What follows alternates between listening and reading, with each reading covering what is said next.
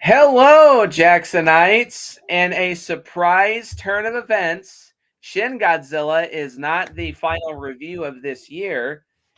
And in a massive first for this channel, it'll be the first time that I've had more than two people on this channel. With the returning Shawnee Boy from JT is Reborn. Howdy do. And for the first time since, I believe, Spider-Man 3, the return of Ryan Boy from Kaiju Network. That's like well over a year ago, isn't it? That's a year and a half ago. Uh-huh. I'm back.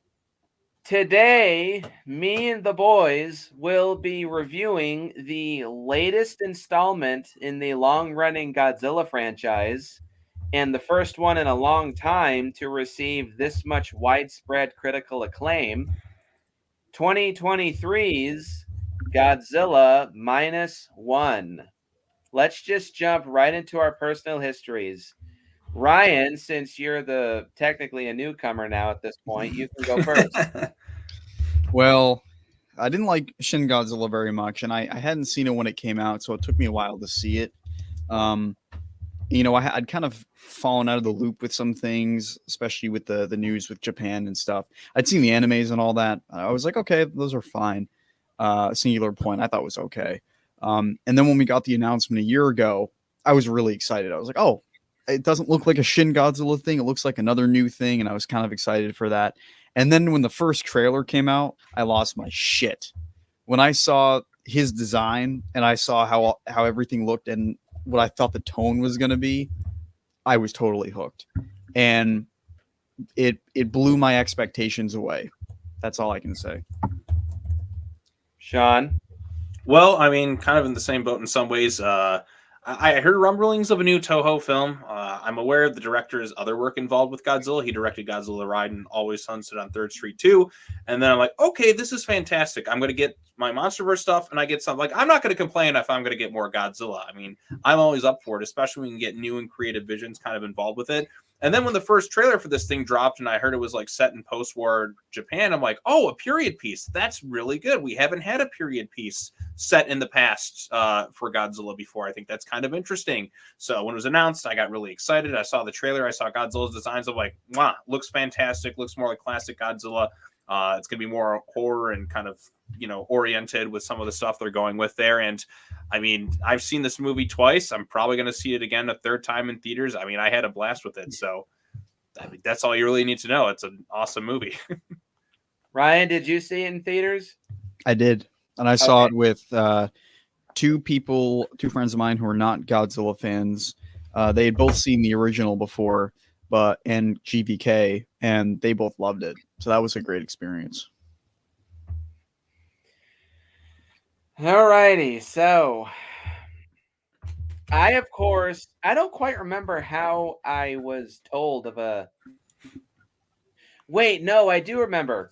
So I heard of this movie's existence through the channel Monstrosities, another Kaiju YouTuber. He's actually the one who started that Kaiju tag meme that was going around for a few years. And the very last video of his that I ever watched, because I've long since unsubscribed from him, was when he announced the existence of a new Japanese Godzilla movie that was shot in secret. And for some reason, that just kind of raised a red flag for me. Because I've made it no secret, especially with my review of Shin Godzilla, that on the Japan side of the Godzilla franchise, I have not been a happy camper for the last few years. I don't like Shin Godzilla very much. I despise the anime trilogy. I've yet to see Singular Point, but that just looks like more of the same kind of stuff I'm not a big fan of. So when this movie was announced, I was like, I mean, I'll watch it, but yet another movie of it's another reboot, it's another continuity, it's another seemingly solo Godzilla movie. Oh, yay.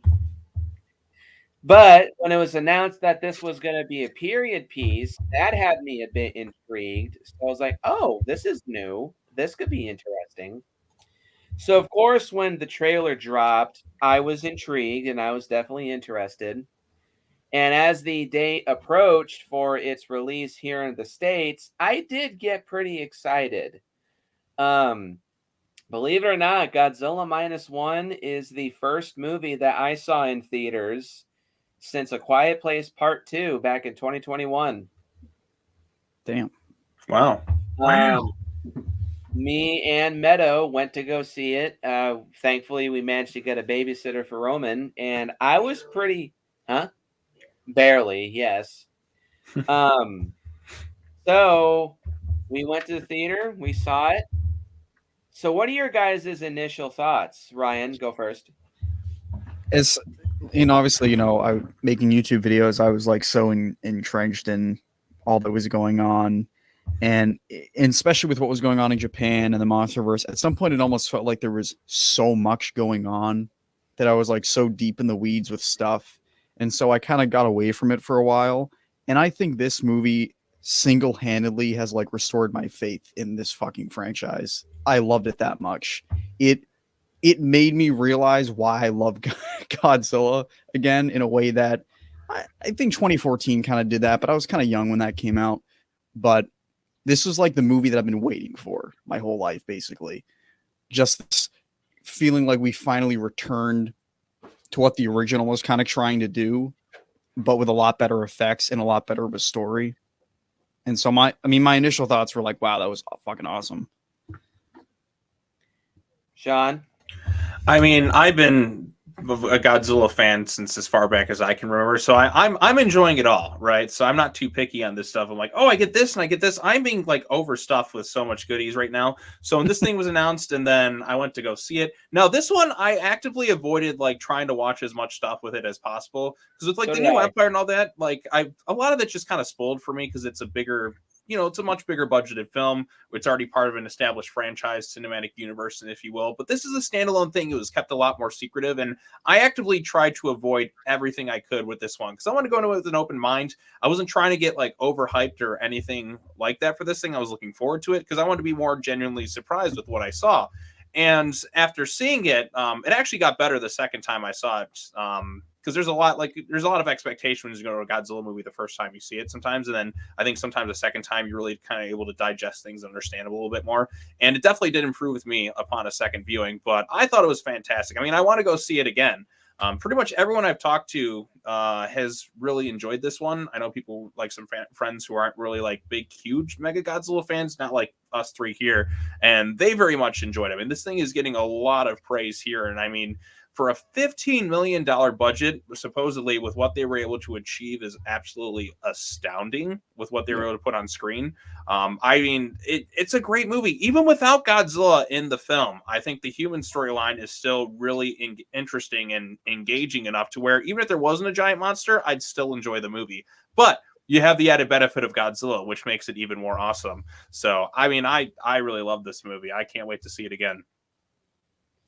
Hun, real quick, what are your initial thoughts on Minus One?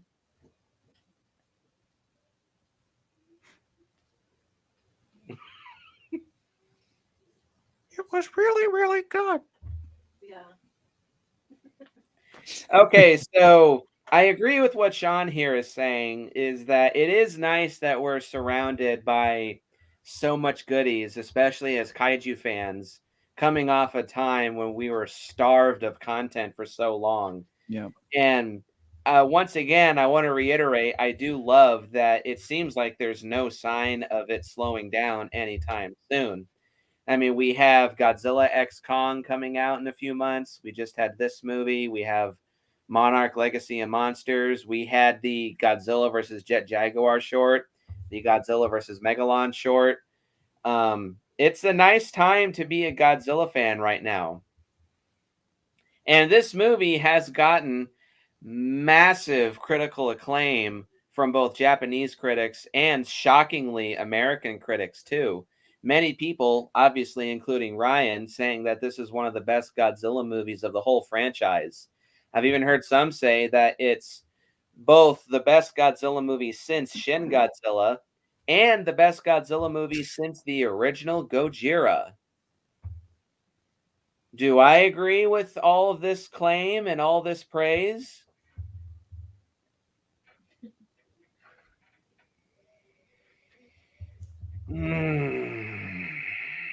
Nope. I knew it. Nope. No, I'm sorry, guys. I got the contrarian disease. I knew it. I This fucking knew it. movie just doesn't do very much for me, unfortunately. Now, let me put this into perspective. It is way better than Shin Godzilla. That is a given. I did enjoy this movie a lot more than that film. And I certainly enjoyed this movie way more than the entirety of the anime trilogy. So, of the, again, I still haven't seen Singular Point, but of the experimental anthology Japanese phase of the franchise that we've had since Shin Godzilla, this is the best one. Just by default, because this actually feels like an actual legitimate movie. That being said, I was right about something when I was going into this movie initially. It is just more of the same kind of shit that I'm not a big fan of. And it's, to me, a sign that Toho is choosing to dig themselves even further into this rabbit hole for the franchise that I don't like. So, yeah, this movie is not doing very much for me, and I am willingly plastering a target onto myself because I've released very, very minor snippets of my opinions on the internet, and people are already viciously shitting on me. They should. I welcome it. It's okay. That's fine. I knew. I'm like, Nick's not gonna love this one because it's, I don't know. Like, he has. I don't always understand what Nick's tastes are gonna be in movies. It's like, it's a big mystery box because sometimes there could be something really, like, we're both really on the same footing, but then there's other times where it's just like, I think it's gonna be one way, and then it's the total opposite, or something I think is a total piece of crap, like Avatar and Avatar 2. That are just absolutely atrocious that Nick's just gonna like love. So It's kind of funny too, because I think we probably share similar opinions about the newer Japanese stuff of like they're trying so hard to do all these very oddly different things. Shin Godzilla was exactly that. All the anime stuff was exactly that. But I didn't get a similar vibe from this one at all. This felt like one of the freshest films I've seen in years. Not even Godzilla. Mm-hmm. We get the mean, menacing Godzilla who's just an asshole back. Because I mean, like the only thing in this movie that is like the only two things I would say that are really offbeat are like kind of his atomic breath. That's like a new thing they've done with the character. Other than that, I mean, he fucking regenerates like Deadpool. But I was gonna say Cell, like Dragon Ball Z. As soon as he did that, I was like, oh snap. Alrighty, so when it was announced that Takashi Yamazaki has reportedly denied reports that Godzilla Minus One had a $15 million budget, he responded by quoting, "I wish it were that much." I commented on this saying, "Me too," because then we could have gotten a better movie.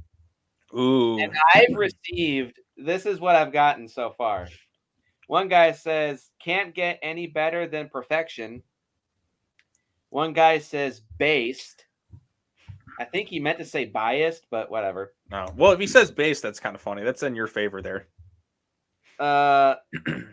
Then this person replies to that comment saying, "Yeah, based on a shit opinion." Another guy says, "I would like to hear some of the movies you think are good then, since you think you know better than basically all the reviews." This guy here says, "Yeah, you need to go watch some Michael Bay explosions every 3 minutes and vapid characters no one cares about." This one made me laugh. "There was no sex scene in it. Isn't it why you're throwing a wobbly?" What the fuck does that mean? You know, I saw a crazy thumbnail where it's like, I saw it today. You know, let me see if I can pull it up. where it's like Godzilla got so and so pregnant, and based on the ending of the movie, and I'm like, what the fuck? Hang on, let me see if I can find. There's only one kissing scene. Well, two actually, counting 1998. Yep, here it is. Godzilla impregnates Noriko. Godzilla Minus One spoilers. Oh my god. You know what? There's something I do want to talk about that ending. Like, I did a spoiler stream for this movie last Saturday.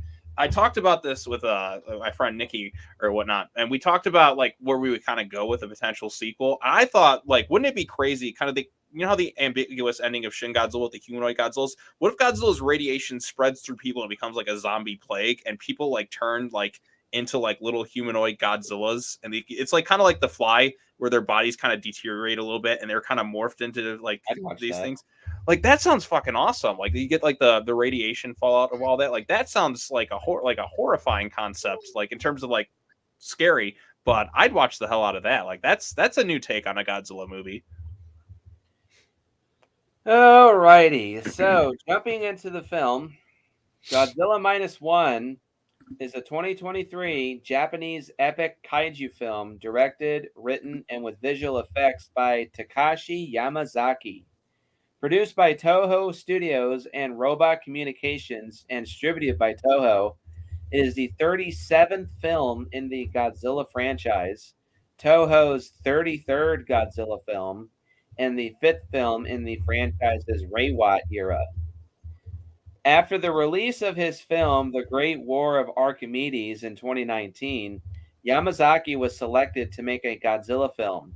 He subsequently wrote the script over the course of 3 years, taking influence from the original 1954 Gojira, GMK, Jaws, and the films of Hayao Miyazaki. So I was right.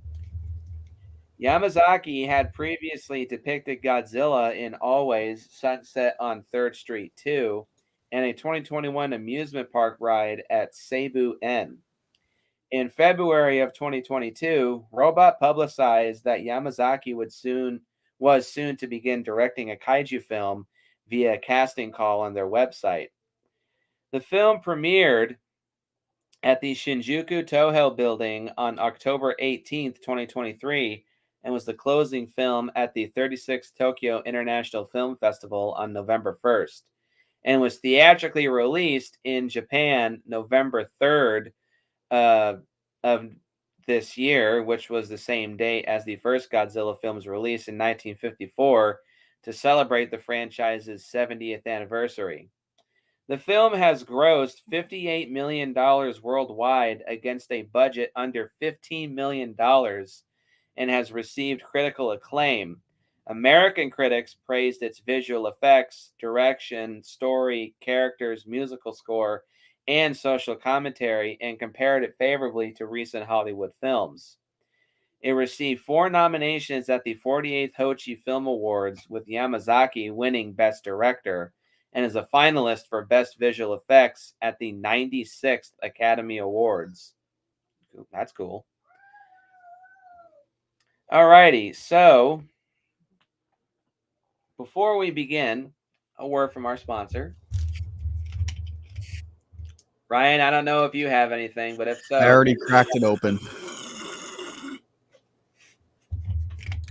Wow. I was like, what do you got today, Ryan? Well, I have to keep up with Nick. I have an ice drink, sparkling ice. I got a Gatorade, so. I know someone else who doesn't like Minus One. How you doing, Texas guy? Movie reviews. Martin Casper Smith. I was going to SCP-682. Don't know what that is. I don't either. All right, let's get into the plot. In 1945, near the end of World War II, kamikaze pilot Koichi Shikishima feigns technical issues with his plane and lands on Odo Island. Lead mechanic Tachibana implies that Shikishima fled from his duty. That night, a dinosaur-like creature, Godzilla, attacks, and Shikishima gets in his plane, but cannot bring himself to shoot the monster and is knocked unconscious. He wakes up to learn that Tachibana is the only other survivor, who blames Shikishima for failing to act. In 1946, Shikishima returns home to find his parents were killed in the bombing of Tokyo. Plagued by survivor's guilt, he works as a minesweeper and begins supporting a woman, Noriko Oishi, whose parents also died in the bombing, and an orphaned baby, Akiko, whom Noriko rescued.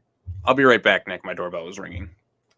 Later that year, Godzilla is mutated and enlarged by the United States nuclear tests at Bikini Atoll. It destroys several U.S. warships before heading for Japan. The U.S. refuses to help owing to tensions with the Soviet Union, but General Douglas MacArthur sends decommissioned Imperial Japanese Navy vessels. In May of 1947, Shikishima and his minesweeper crew are tasked with stopping Godzilla's approach to Japan, in reality stalling for time for larger vessels to arrive. They release a mine into Godzilla's mouth and detonate it, doing significant damage, but it quickly regenerates. The heavy cruiser Takao then arrives and engages Godzilla, but is subsequently destroyed when Godzilla unleashes his atomic heat ray, quote unquote. After returning to Tokyo, Shikishima tells Noriko about the attack and his earlier encounter with Godzilla. Days later, Godzilla makes landfall in Japan, attacking Ginza, where Noriko works.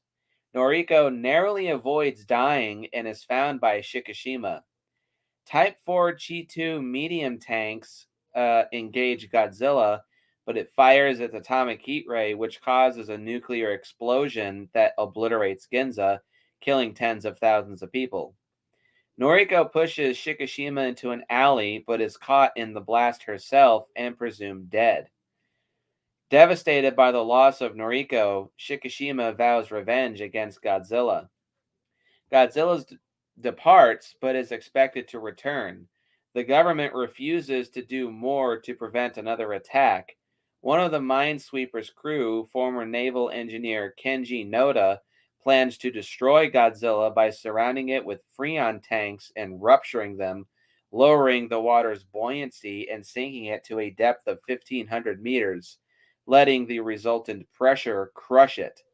Should that plan fail, balloons will be inflated under Godzilla to force it back up to the surface, killing it through explosive decompression. He has recruited private citizens, mostly former naval members, to enact his plan. Shikishima recruits Tachibana, the mechanic he fought alongside, to repair a broken down Kyushu J-7W Shinden fighter. Shikishima plans to fly into Godzilla's mouth, then detonate an explosive charge inside the plane in an attempt to destroy the monster from the inside. He leaves Akiko in the care of his neighbor Sumiko. Godzilla resurfaces and Shikishima draws it into the trap. After Godzilla is tricked into destroying two unmanned destroyers with its heat ray, the two remaining ships get close and wrap it in buoys. Godzilla is then successfully dragged down to 1,500 meters, but survives. The balloons are activated, forcing Godzilla up to 800 meters, but it survives and manages to break free. Two ships try to haul Godzilla to the surface, but fail. A fleet of tugboats lend their assistance, and Godzilla is brought to the surface. Still alive and enraged, Godzilla prepares to destroy all the ships with its heat ray. Shikishima flies the explosive plane into Godzilla's mouth and remembers Tachibana imploring him to use the ejection seat and to let go of his survivor's guilt and choose to live. The plane explodes, destroying Godzilla's head and causing the energy of its heat ray to tear its body apart. The crew celebrates as Shikishima parachutes down, having chosen to live. Shikishima receives a telegram and heads to the hospital with Akiko. they are reunited with Noriko, who survived the destruction but has a black mark creeping up her neck. Meanwhile, as typical bullshit cliffhanger endings ensue, a chunk of Godzilla's flesh sinks into the ocean and begins to regenerate, thus ending the movie. Ryan, you go first. What are your thoughts on this plot? I think I said this in our chat. I think when Jack watched it, but I stand by the opinion that this is probably one of the best concepts for a Godzilla movie they could have ever come up with. Like Godzilla versus Kamikaze. How can you think of a better movie idea than that? A more Japanese idea than that? It's brilliant. I really like the film, the story. I think that like the context of the time they put it in, it really feels like a Japanese movie, and you really feel the time period. It has a really good atmosphere to it overall, and I think the plot, with the exception of two things that I'm gonna kind of call them half cons, I'll talk about later. I think it moves with a pretty good pace, and I was pretty into it the entire time. Sean? Well, as I kind of mentioned earlier, I think even if you don't have Godzilla in this movie, it still is a very interesting human story about like this kamikaze pilot who doesn't want to become a kamikaze pilot. I mean, the movie's message really kind of values, it's really anti-war. It really values like life and puts the choice back into the hands of the Japanese citizens who don't want to be like forced to do things given their government at the time. So it is a really compelling story, and it's about survivor's guilt, PTSD. I mean, the lead actor, like, I mean, I'll get to when I get to some of my pros, like his performance is excellent. It kind of reminds me a little bit of Akane and Godzilla against Mechagodzilla, just kind of pushed even further in terms of like the PTSD and the trauma and like the guilt and shame he feels when coming home. I mean, this is a really good performance. Arguably one of the best leads in a Godzilla movie. Definitely near the top for sure. But like I said, the story is interesting. Godzilla, like I said, within that story and how he's utilized is great, especially the post-war Japan setting. Like, just the worst time for Godzilla to show up is right after all this shit just went down, and it just makes it worse and worse. But again, like I said, it's a compelling story, even on its own without Godzilla, but having him in there just makes it all the more awesome. So I think it was great. So. Well, my thoughts. There are things to like about this movie. Okay, here we are. There are things to like. You can tell that the director of this movie is a Godzilla fan, specifically a fan of the original Godzilla, which is appreciated. I can feel that passion and drive for wanting to throw in his own take on the Godzilla franchise. And I can definitely see like uber fans of the original Godzilla movie probably will flock to this movie and really love it, of course. There are, a lot of things to like about it. There's a lot of things to admire and respect. But for me, I'm going to be saying this a few times. It's more stuff that I'm not a big fan of. And that's why it doesn't fully work for me. It's well made, and I can see a lot of the effort that was thrown into it, and I appreciate that, and I admire it. Just as an entertainment piece, it leaves a lot to be desired. But I'm going to say something that I don't think anybody has stated about this movie. This movie reminds me a lot of Gamera the Brave, believe it or not. For one thing, the main character of both films, Gamera the Brave and Minus One, they spend a majority of the film trying to get over a tragic loss or some kind of bad mental shit that they're in. In Gamera the Brave, the main character is trying to get over the death of his mother.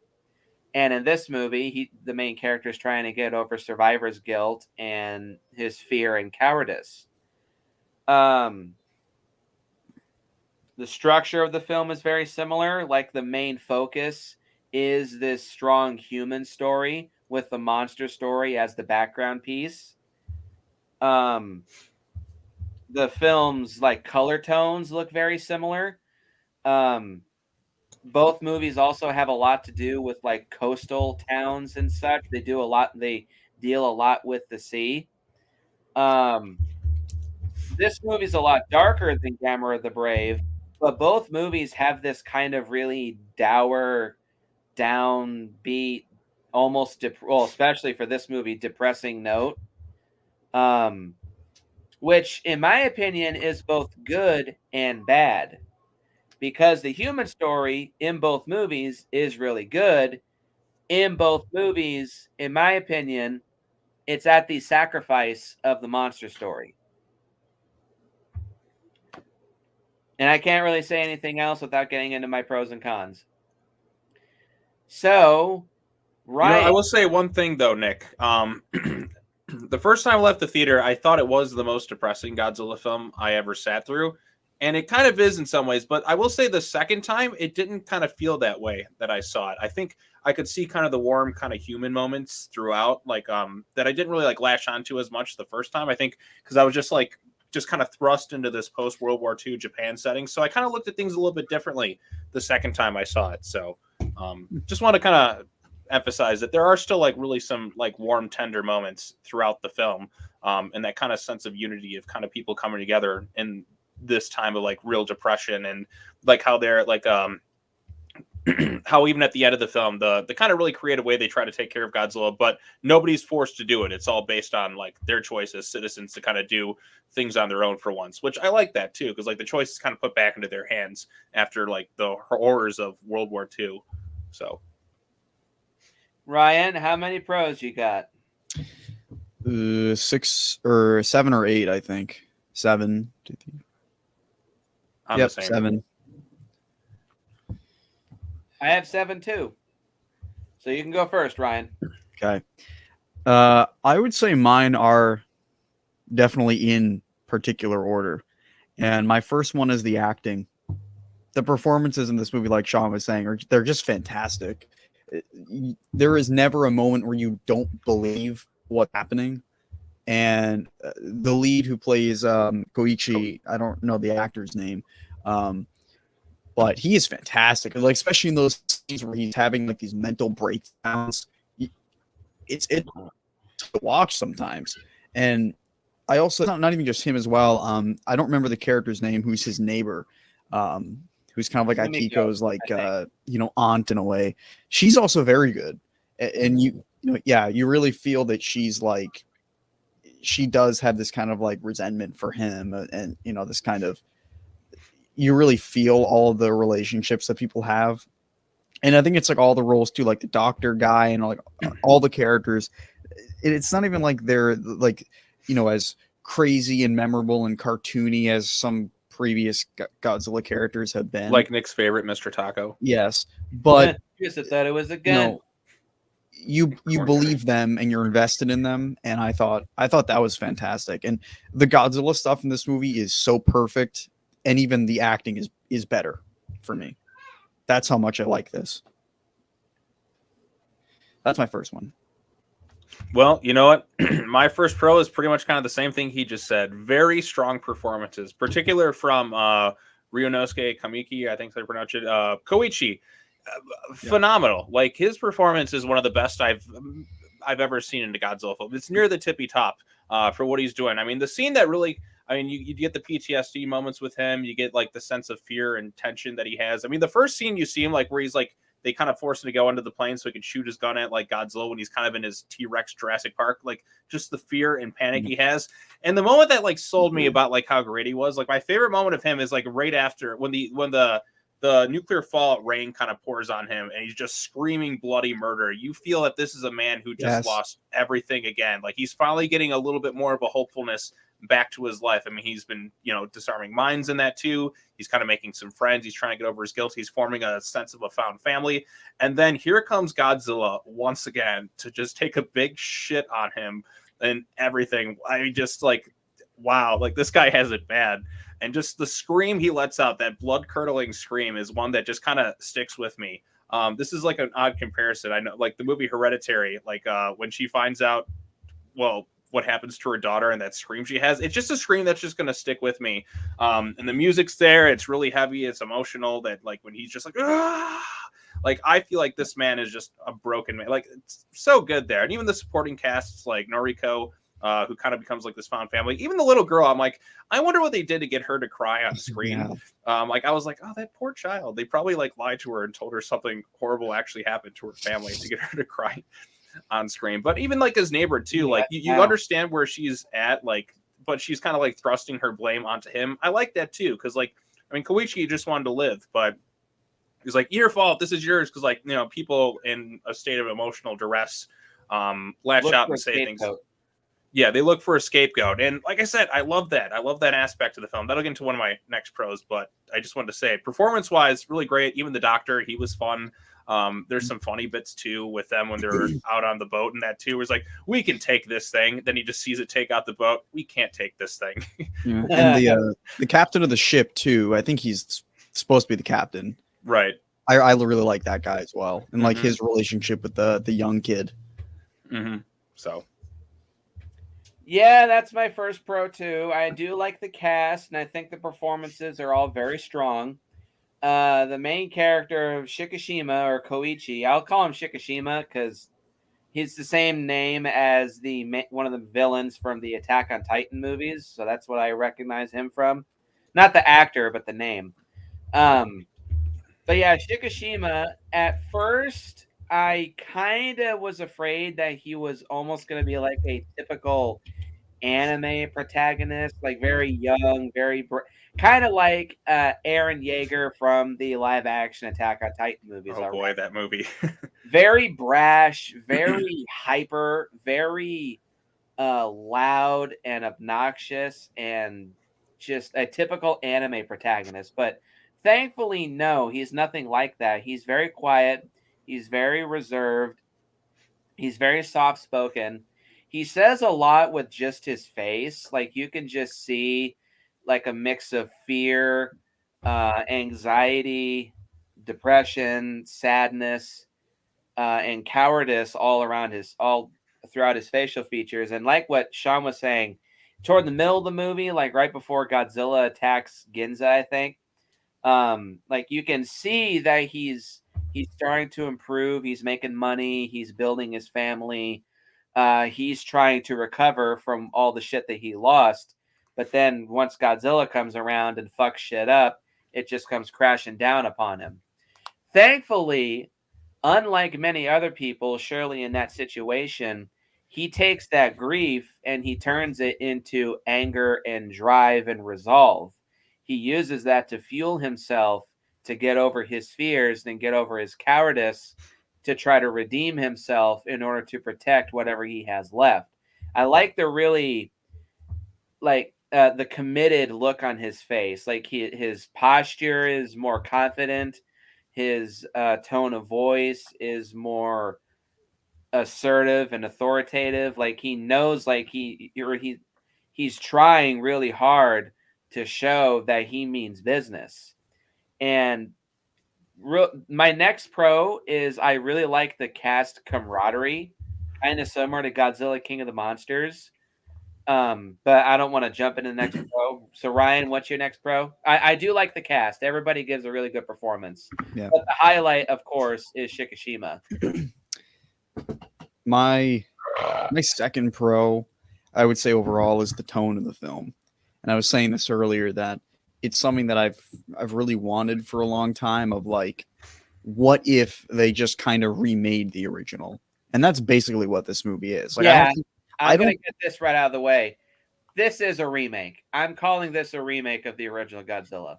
And I don't think they ever have to try to remake it again after. It's kind of like a Peter Jackson situation, where I don't think they need to touch that for a long time. And now I feel the same about the Godzilla solo film, in a sense. But I think it really stood out to me, not even in just that attack scene, where he does, the rain comes down and everything. That scene was horrifying. But even the opening scene on like the island with the plane repairing and stuff, like when I'm gonna call it Godzillasaurus because that's what it is. When he shows up, Take that, you dinosaur! I turned to my brother the second time, and I just said that to him.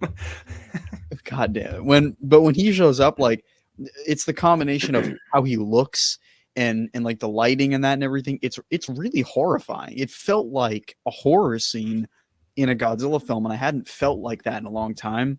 And so overall with the film, I just really appreciated that they took it very seriously.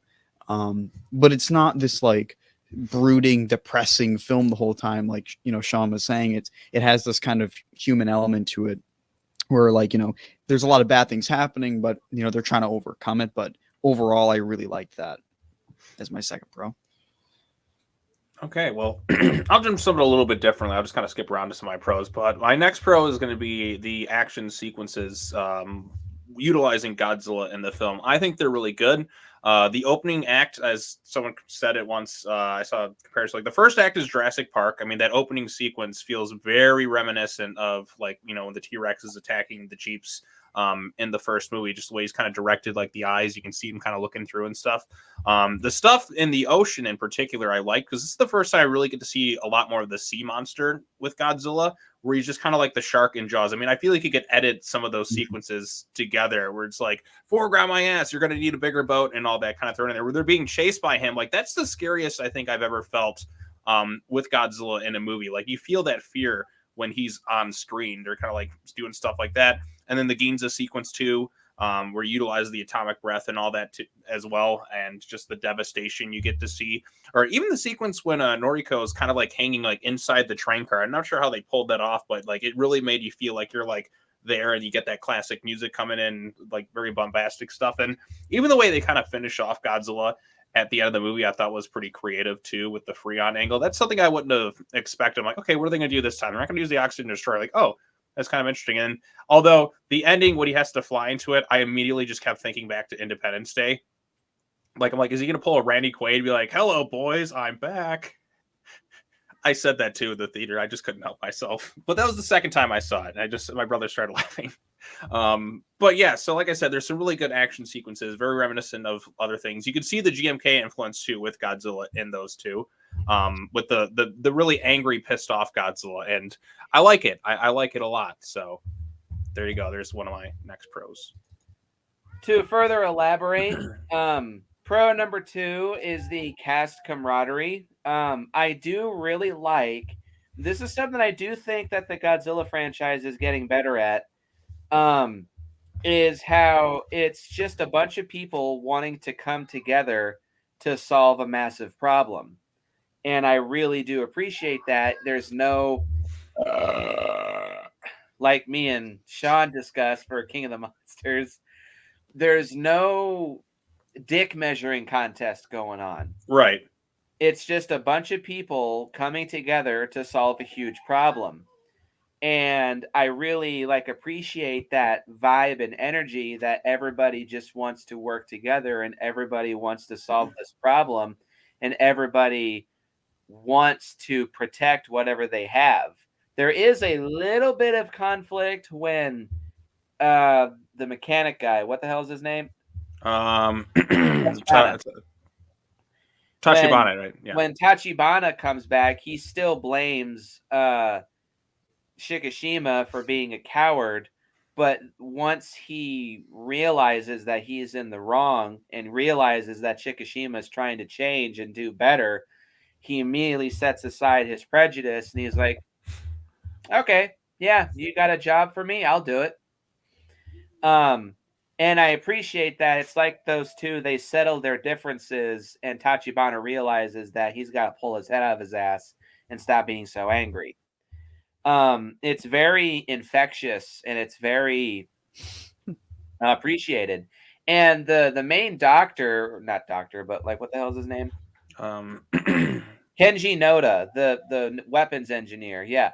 He's probably my favorite character of the film. He's very he's likable. He's very likable, but he's quite energetic. He's very intelligent.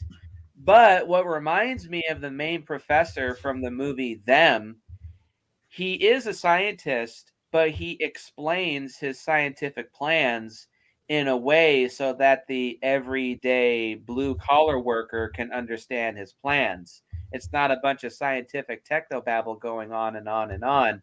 Thank He ex- God. he explains things in a very simple and straightforward manner so that even the regular Joe Schmo can understand what he's talking about. He's not just a typical scientist who is completely dense and unaware of everybody else around him not having PhDs. But yeah, he's a very likable character, and everybody's chemistry is very strong. There's no conflict or tension or people just being pissed off at each other. Well, there's a little bit with Sumiko and Tachibana, but those are for understandable reasons. But I also do appreciate that they learn, especially with Sumiko, she learns to overcome her resentment and actually come to care for Shikishima because she recognizes that he is trying to better himself and he's trying to be brave and make up for his mistakes. So that's great. I like that a lot. Ryan, pro number 3. Just to kind of piggyback off what you're saying there, I just had a thought. One of my favorite things about this movie is, like I said, the moments between the captain and like the younger guy, and that like in any American film, they probably would have gone the direction of like, oh, this little guy hasn't been in war and that doesn't qualify him for anything. And then at the end of in the third act, right before the third act, he's like, I forget exactly what he says, but it's like that's something to be proud of that you haven't been to war.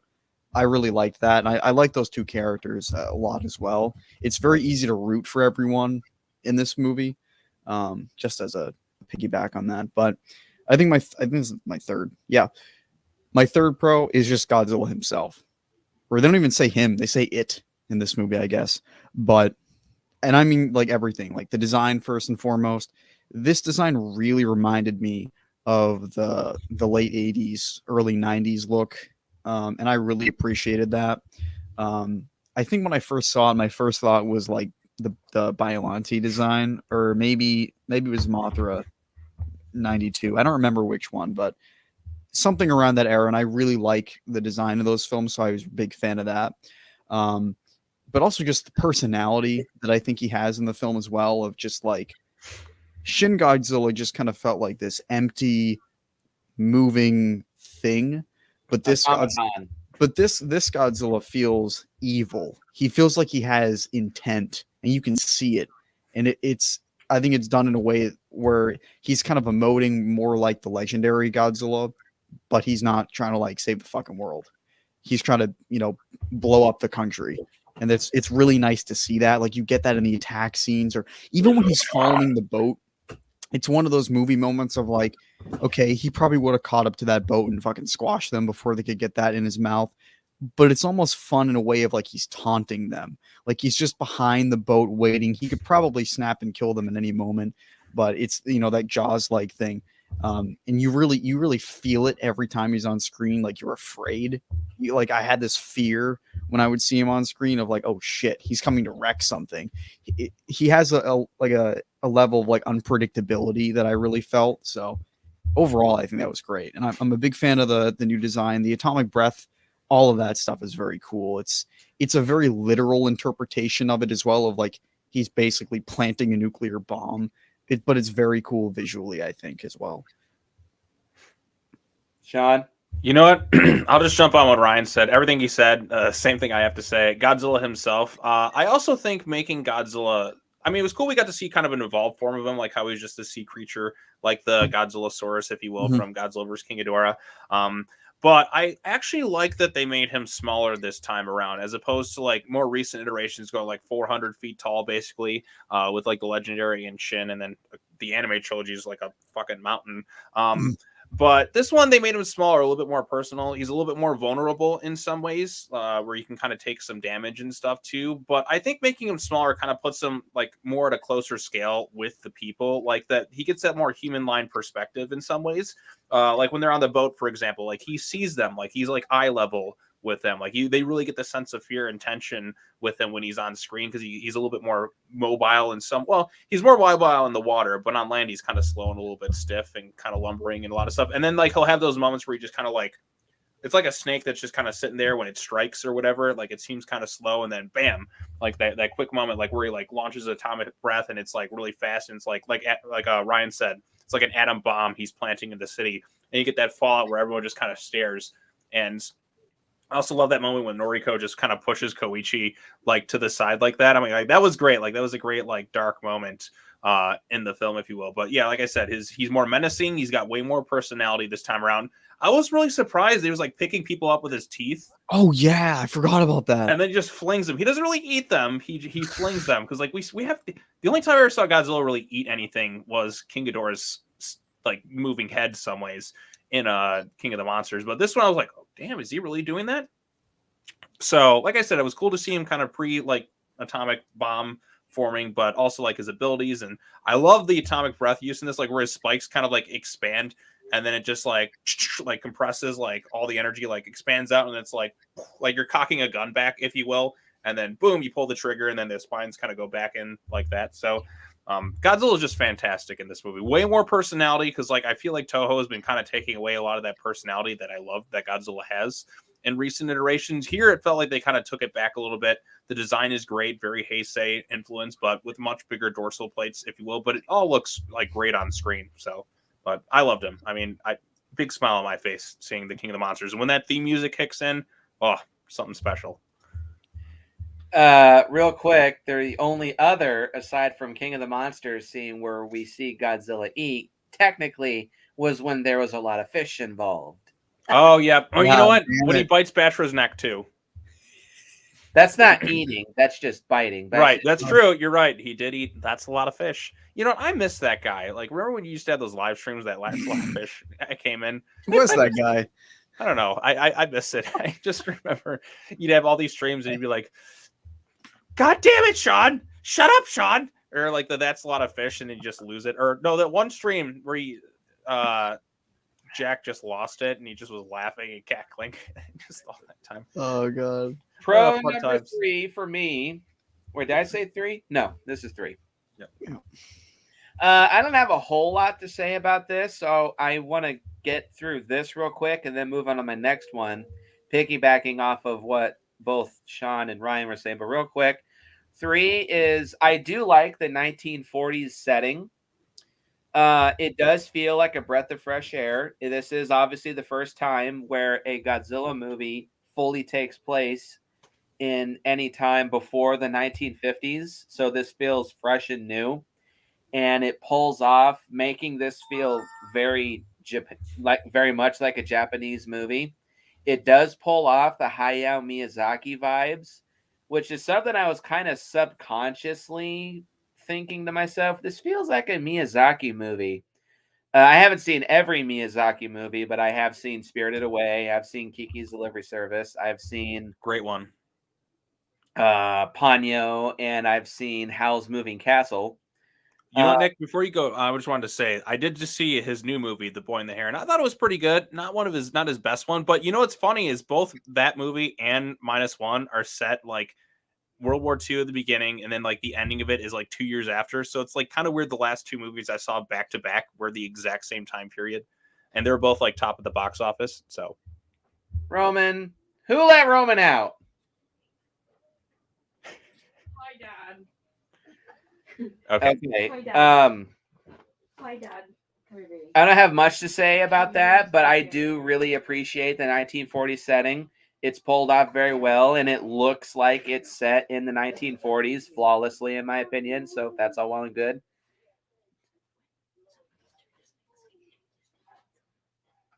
Fine. But the next pro, so this is pro number 4, I do like the suspense and the jump scares. I don't think that the first act is 100% like Jurassic Park, but I can maybe it's like they're just pulling from the T-Rex paddock scene. That's what I meant. That's the influence. In the opening scene when the Godzillasaurus is stomping around. I was kind of expecting to see it come out of the ocean and slowly creep up to the people there, but to just see it illuminated with a bright spotlight, it was quite surprising, and I jumped back in my seat. And and seeing Godzilla grab people in his mouth and toss them all over the place, that was quite surprising. A little disappointed that he didn't actually like draw blood biting down on these people, because I don't give a shit what you say. A creature that size biting something like that, it's gonna cause some damage, but whatever. But I also really like the suspense. This will go into my next pro too, real quick. Pro number 6. I like the Jaws vibes. Yes, we have between this and the Monsterverse, there's so much Jaws influence with Godzilla now. I'm all for it. I mean, Jaws is my favorite movie, so the more Jaws, the better. The suspense also goes into that too, and I do appreciate that this really was maybe not the first, but definitely the first in a long time where they really accentuate Godzilla as a sea monster. Not just a monster in general, but his main terrain is the sea, and this is his home turf. You could argue Godzilla versus Kong, too, does that as well. But this one does it in a way where Godzilla is very strictly the villain. And I wouldn't quite say that it's scary, but in that Jaws sense, it kind of does get under your skin just a little bit. And it does feel like a breath of fresh air, because this is the first time we've really seen Godzilla actually attack people like this in the middle of the ocean. Mhm. So yeah, it's a breath of fresh air, and the scene with them trying to get the mines in his mouth in the middle of the ocean, it's one of the best parts of the movie. But yeah, I like the suspense. There are some good jump scares, and I really appreciate the Jaws vibes. I appreciate that a lot of this, at least the first 2 acts, it is the director kind of taking elements from other movies and coalescing them into something that feels fresh and new. That's much appreciated. Ryan, you could talk about a couple. I have to attend to something real quick. That's fine. I'm gonna kind of mash 2 of these together. Not really mash them together, but I'm gonna kind of brush over one because we've talked so much about the story. I have the script and the story as another pro. Like I said, I really like the concept of the film. I think the plot is very interesting. I think it's interesting the kind of also what Nick was saying, the different set pieces that we have in the film of the final act of the film, the big quote unquote battle scene is in the ocean. And that's really cool because I don't really remember the last time they've ever done that, if they've ever done that before. So the original kind of ends in the ocean, but well, it's not yeah, really like an action sequence or anything. Well, I would say, but I mean, even in the original, I feel like the big thing in the film is kind of his attack scene, which is, I guess in this film it is too, but and that I guess it kind of goes into my next one. But yeah, I really like the story, I really like the script, but I'll just say my 5th pro is just the Godzilla scenes in the movie. His attack scene, wherever that is that Ginza? Yeah, that was seeing that had a big smile on my face during that scene, but not actually a giant smile. It was internally because it was kind of a horrifying scene. Right. But I'm like, you feel for these people in this movie too quite a bit. Some movies you don't as much, but this one you're really kind of feeling for a lot of them. I'm conflicted between I don't want anybody to get hurt, but also this looks really awesome. They even hit some of the things that he did in the original, just the destruction in this film is really awesome. Oh yeah, like when the reporters are on the roof and they're talking about, I'm like, you guys better get the hell out of there. But when he I just love those moments when that music from Mothra vs. Godzilla is playing too.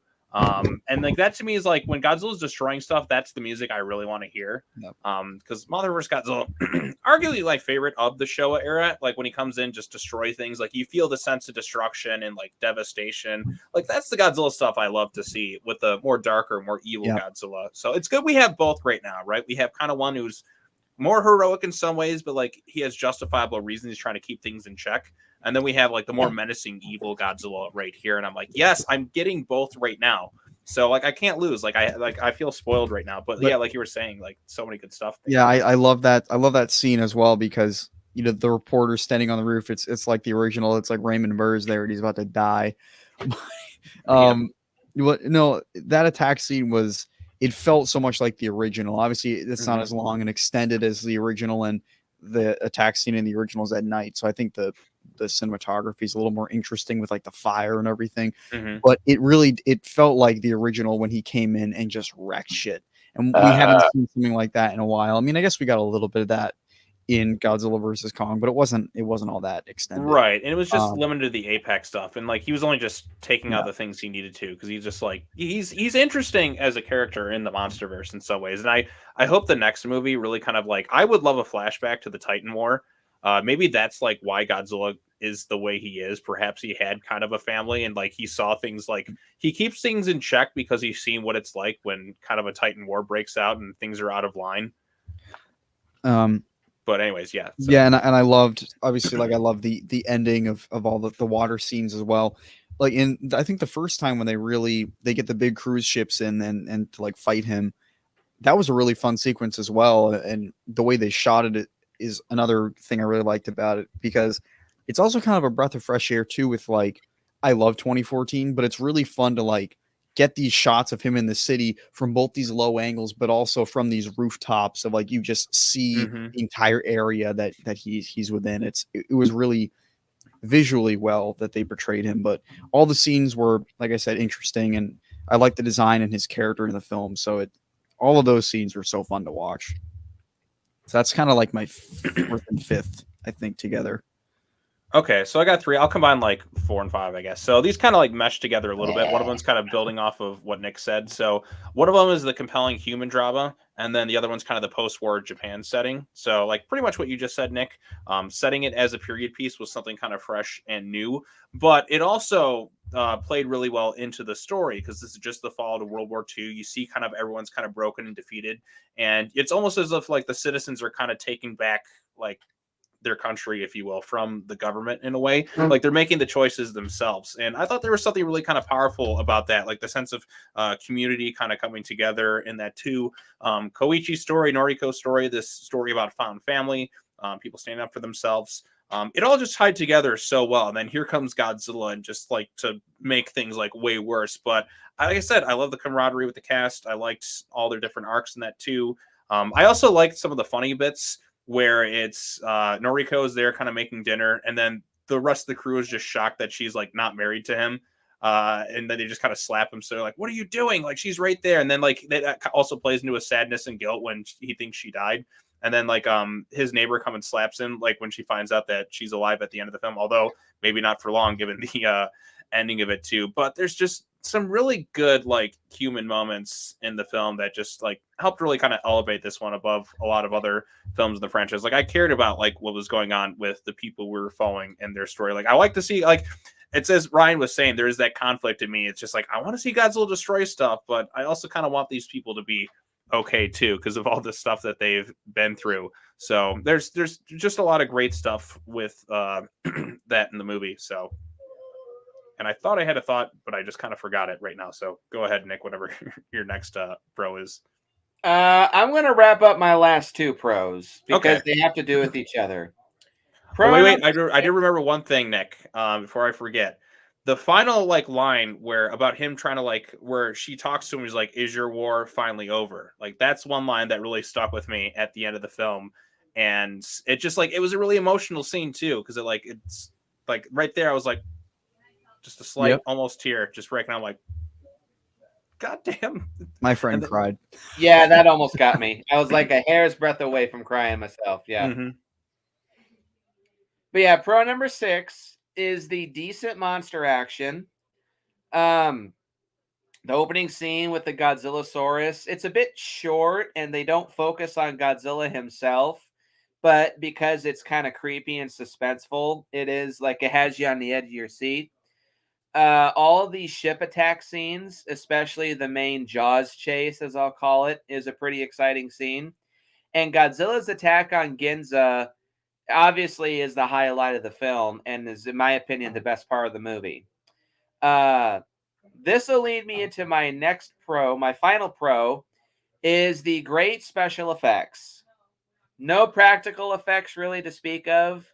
Although all the sets, and this kind of goes into the post-war Japan setting, All the sets look great. The clothes, the architecture, all looks very 1940s Japan.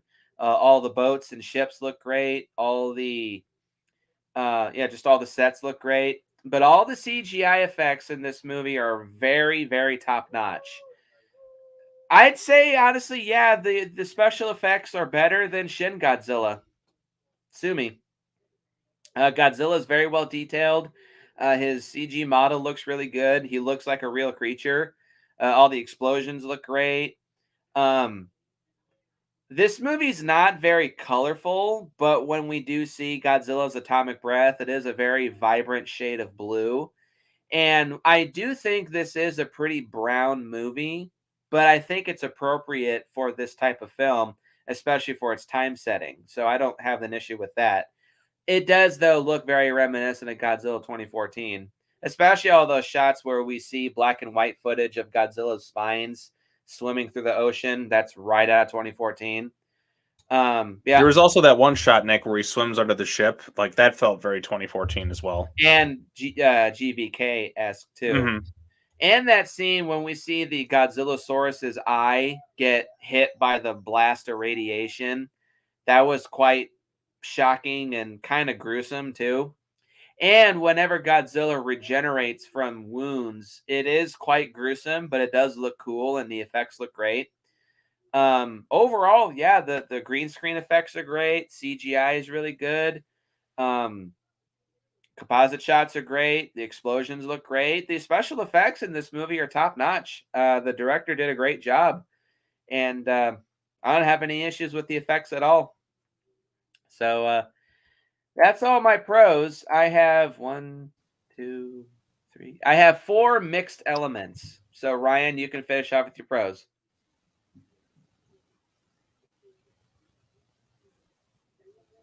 Hello, maybe. Ryan? You know what? I'll jump ahead of Ryan while he's kind of off to the side. But anyway, so my last 2 kind of pros right here, unless I think of something else. Oh, go. You want to go, Ryan? Go ahead, sir. Yeah, sorry. My internet's blowing up. That was kind of an okay segue though. I have 2 pros left. I can kind of talk about both of them. Yeah. I had the special effects as one. I think they do use a practical for the shot of the mine going into his mouth. I'm like 99% sure that was a practical just looking at the shot. But everything else, it looks fantastic. Like he looks very good. And they did so much with that budget. It's kind of remarkable. And it really makes you wonder like why other movies are spending so much money, like what they're spending money on. Greedy cast members. But right. Well, yeah, big huge budgets look so shitty too in some ways. Like 300 million for some of these things. It's like the Flash, Justice League. Yeah, and the thing about the effects in this movie too is like there has been better CGI than this. Like the legendary movies, they do look better than this, but the story is so good that you don't really care, and you don't really have to care that they're not perfect because you're so into it. It's good enough where you believe it. And I thought the effects they did what they had to do. And like I said, I like the destruction. I like how that looks. I like how they use daylight scenes when they have to, but then they also use some darker things like the island in the beginning of the film. So like they have that variety as well with the effects. And obviously the atomic breath is fucking awesome. And then my last pro is I like the cinematography of this movie. I think it's well shot. I think there's a lot of memorable images in this film. Like again, like the kind of Jaws stuff of him in the background with the boat. He looks gigantic. I like how they shot some of that first like attack scene in the water. You know. For me, as far as cinematography goes, the most iconic shot is during the Ginza attack. It's that shot from the rooftop when Godzilla sweeps his tail. I like that. Yeah. Walking past the people on the rooftop, and it's shot from their perspective, but you can see looks great. Sternness on Godzilla's face. That's a great shot. But I love all that. Again, I love the attacks. First kind of encounter with the big boat. That stuff looks really good. And in that attack scene, I paused for the burp. My favorite shot in that whole thing was his roar. The low angle of him with the smoke in the background, that is great. peak Godzilla right there. Peak I bad won't guy Godzilla. I won't get into too many film nerd things about why I like the lighting and shit like that, but in terms of like for a Godzilla film, I think it was definitely well shot. Where they show his size when they have to, but they're not tied to doing that. That they have these wide shots of things, and I think it was well done. Okay. Oh, yeah, more Ryan or No, that's it. Okay, so once again, special effects is a pro of mine. I mean, for allegedly 15, some say a little bit less at this point. $1 million for what they were able to achieve is absolutely astounding. I mean, this movie looks really great. There's a few moments, we'll get into some of my nitpicks with some of the effects in a bit, but it's just kind of minor stuff. But for what they were able to achieve, it looks really great on screen. So effects, everything you said about that, cinematography, all looks great. But my final pro, and I'm surprised nobody else is mentioning this, is the film score. Utilizing classic Ifukube music, but some of the new music done by composer Naoki Sato. I mean, I've listened to this score, like the sense of dread when Godzilla is like powering up his atomic breath. It sounds fantastic. Like it's kind of like, I mean, it's like when Shin 2, like when does the Who Will Know kind of music. Like I like utilizing classic scores, but also kind of bringing in some new music as well too. Like for the atomic breath scene, like when that music hits, like you just have like everyone kind of frozen solid, like they know this is the end, but they're like in shock of what they're seeing because they've never seen anything like this. And then when the music hits, boom, or when Noriko is kind of on the train there, you see like this the stomping of the foot, and also that goes in kind of the pros of the special effects. When he stomps on the ground, you see the concrete kind of implode but launch people in the air. I thought that was a nice touch. But when that's going on too, and then you see her kind of look outside and you see Godzilla walking kind of slowly, and then you hear that music from Mothra vs. Godzilla kind of remastered. That's, like I said, that's my favorite Godzilla like attack music. Like when Godzilla is walking through destroying a city, that's the music I really want to hear. So it sounds great. And it's not just like kind of like taking the old music and just kind of like throwing the track in there. It feels like a re-recorded version of it. Because Shin Godzilla kind of just took the old music and kind of threw it in there. It didn't feel like they fully re-recorded in some ways, like up, you know what I mean? Not like what King of the Monsters did, taking the old music, kind of like adding some new bits to it. This one felt like they took that, but kind of like remastered it a little bit in a way. Enhanced it. Enhanced it. Yeah, that's the better word for it. So it didn't feel like they just kind of took my CD or something of it and just kind of threw it in there. They definitely like enhanced it and kind of added these new themes in that too. But it sounds great. Like the sound design is fantastic. One last thing I'll say regarding the monster action, the attack on Ginza. This is what I was talking about with Shin Godzilla. If this yet again was just to see Godzilla come out of the ocean and just stiffly walk in a straight line, just staring forward, it would be very boring. But in this movie, Godzilla actively like fucks shit up. He swipes at buildings with his arms. He tears his tail through a whole bunch of buildings. He fucking hates trains. He hates trains. He stomps on the ground to make the ground explode under his feet. He's actively destroying things. He's not just walking through in a straight line, staring forward and just stepping on things. If this was that yet again, it'd be very boring. But watching Godzilla actually actively destroy things because he's a raging, pissed off lizard, it is more entertaining. It's like GMK, where he's just like, this is the most evil Godzilla since GMK, where he's just actively destroying people and just like pissed off and that. Like, I love a good pissed off Godzilla at people. When we can get like really pissed off Godzilla, it's always a lot of fun. Depending on the situation too. Like like when we had GVK, where he just like he was toying with Kong, and then Kong just like humbles him a little bit. He just gets super pissed and goes into croc mode. Like I love when we get those like that angry, pissed off Godzilla. Sometimes it's fun to have the lighthearted a little bit. I mean, like, you know, kind of more like subdued, but like when we get pissed off Godzilla, there's always something that just brings a smile to my face. Although it's a guilty smile because I felt bad for a lot of the people, at least the ones I was following, like Koichi, and then like when she shoves him in there, like, man, this poor guy just can't catch a fucking break. Nope. Yeah, and I like I said, it makes it all the more rewarding too. So, but I don't know. Like I said, I mean, music's great. Did you guys like you like the score too, right?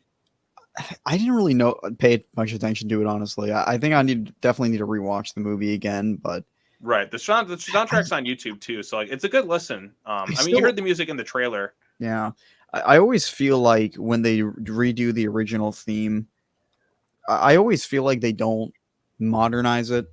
And I had the same problem with I think it was King of the Monsters They where did modernize it though, like, and kind of updated it. I don't know, it still sounds like dry 1950s orchestra music, and I really wish they would do a little something to it. But the original stuff I recall liking, but Mm-hmm. you Yeah, know, I like the see me. I'm like I love the classical music so much more, and than like a lot of the newer stuff that's kind of thrown out there. Like those themes are so iconic and synonymous with the images of Godzilla destroying it. Just it feels wrong to not kind of have them in there. So I feel like I said, like as Nick was saying, they kind of enhanced it a bit for this movie, and I think it really worked. yeah. As a segue into my mixed elements, my first one is the music. I think that the score is quite generic and repetitive, minus the returning Ifukube themes. When the Mothra vs. Godzilla music was playing during the Ginza attack, that was my main Godzilla moment. I'm like, oh my god, it's fucking Godzilla. Yes, That was cool. But the rest of the music during the rest of the movie, it ranges from generic, not bad or great by any means. It's just music. It accentuates when it needs to, but it's not noteworthy. Or it's very repetitive, like near the end of the movie, it's like that looping violin piece of music, and I swear it goes on for a solid 5 minutes. So then by the time that Shikishima has lured Godzilla out back into the ocean near the end of the movie, when it ends, I'm like, oh, thank you, God. It was getting so fucking grating on my nerves. So I think the music is a mixed bag. When it's not annoying, it's generic, but when it's not generic, they're using Ifukube music. Do you guys have mixed elements, or I do you mean, have cons? mixed like nitpicks. Like I mean, I kind of have two things I can think of like off the top of my head. You want me to just throw them out there, and then maybe if you guys say something, I can add to it. yeah, I mean, I think I have one. Yeah, I guess both of mine are kind of mixed. I don't even know if I'd call them full cons. My first one is I think overall, even though I think the movie's very entertaining, I think somewhere in the middle, I think the movie's a little too long. And this is it's a very nitpicky nitpick. I think they could have cut like 5 minutes out of the movie somewhere. I think in the middle section, I feel like there's a missing Godzilla scene again where he should have came back and something should have happened. That's kind of just a minor nitpick on that. If you guys want to, You know that's kind of something similar. Like I think the pacing at times, and it didn't bother me as much the second time I saw it. I felt it more the first time, but the second time I saw it, like I didn't really like notice it as much. But there is kind of a chunk like after Godzilla like finally hits Ginza or whatever. It feels like he probably could have trimmed a little bit of the fat off the film, not too much, because a lot of the scenes we got do feel kind of essential for kind of pushing what they're trying to do with the whole Freon plan or whatever. But like that's just kind of like it's more of a minor nitpick. I feel like he probably could have trimmed a little bit of fat off the movie, kind of condense it down just a little bit. I think would have helped the pacing a little bit better. And then my only other like real kind of nitpick is the VFX at times. I mean, for the most part, they are like 8 or 99% or whatever are pretty good. But there are some moments where he's kind of walking where it looks a little bit kind of like off, I think. Like when he's in the water, like a little stiff and like just kind of awkward a little bit. Granted, I understand for what they were able to achieve with their limited budget. But yeah, as Nick's doing, his little like He's robotic. Robotic, yes. It's weird because he'll be very robotic, but then he'll be very animated for like just out of nowhere. It's kind of strange. Like I said, he's doing his little robot dance, and then all of a sudden he's just like that. When he's firing his atomic breath. So like there's a little bit of like offness when he's doing that. But when he's in the sea and he's mobile like that, it works great. So I don't know. There's a little bit like times with the VFX, maybe the roboticness just it doesn't feel right. So, but those are my only real like nitpicks, cons, a little bit of pacing, a little bit of VFX issues at times, but for the most part, it looks great. So go ahead. Oh boy, this is gonna be a mouthful because I got a lot of shit to say here. Okay, should I bring it on. say the one other thing I have, and then let you go off, Nick? Sure, go ahead. The ending does bother me a bit. It's just not necessary. And I was thinking about this more and more after I watched it. I was like, we know that, for how successful the movie is, and I think whatever probably, plan that they have for Toho, they're gonna make another one. But like, I don't have to see that at the end. It's just it kind of just makes that human moment at the end of like this relief kind of worthless. Yep, exactly. But it's a bit of a nitpick because I see what, and the director, he gave some explanation of like, oh well, it just makes you keep wondering about the safety of the characters, and I'm like, yeah, but I'm so sick of just like sequel sequel sequel sequel. Like, can we just have something that's complete for once? And this movie No. didn't do that. But Mhm.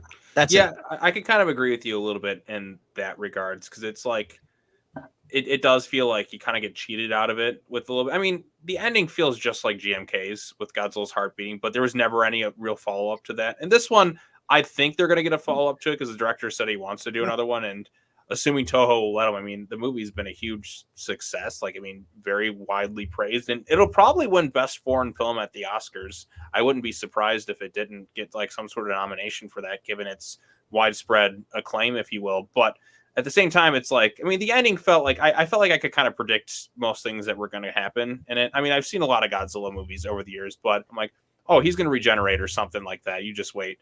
And then sure enough, here he comes, just like Cell in Dragon Ball Z, just like sort of regenerating like that at the end. Although the one thing that kind of surprised me, I didn't really like, I noticed it more the second time, was the mark on her neck. And that's the one that had, I think that would have probably been like, that one's more interesting to me than just Godzilla Return. Like, what's really happening with that? That's kind of like a creepy, ambiguous sort of happy, but you feel a little uneasy because, like, I've heard some people where they didn't notice that, they felt a little bit more optimistic about it. And then some people, when they see that, they're just like, okay, that kind of changes things a little bit too. Like, was it necessary?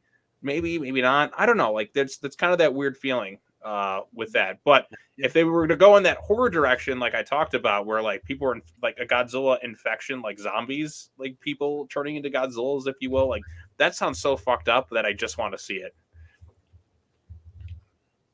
Like what the sequel to Shin Godzilla could have been. Right, right. You're taking kind of that idea of the humanoid Godzillas, if you will, like the smaller versions, but you're kind of infecting people and turning them into that, like you know how like superheroes have their origins, like or Spider-Man's bitten by a radioactive spider.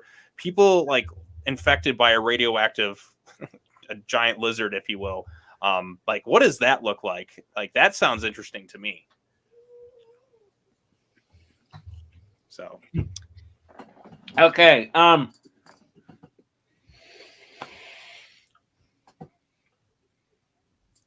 Mixed element number 2, piggybacking off what Ryan and Sean were talking about. I do think the pace does drag just a little bit at points. I don't mind that this is 2 hours and 5 minutes. I think this might be the longest Japanese Godzilla movie of the franchise. It's either this or Final Wars. But yeah, I do think it does drag. And I do, Ryan kind of actually hit the nail on the head. I was kind of thinking, something feels missing in like the middle, like after Ginza.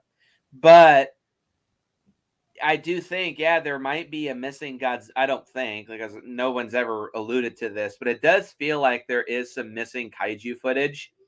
And I think that's a shame. That could have spiced up the second half of the movie a little bit more, because after Ginza, there's a long stretch where we don't see Godzilla until the very end of the movie.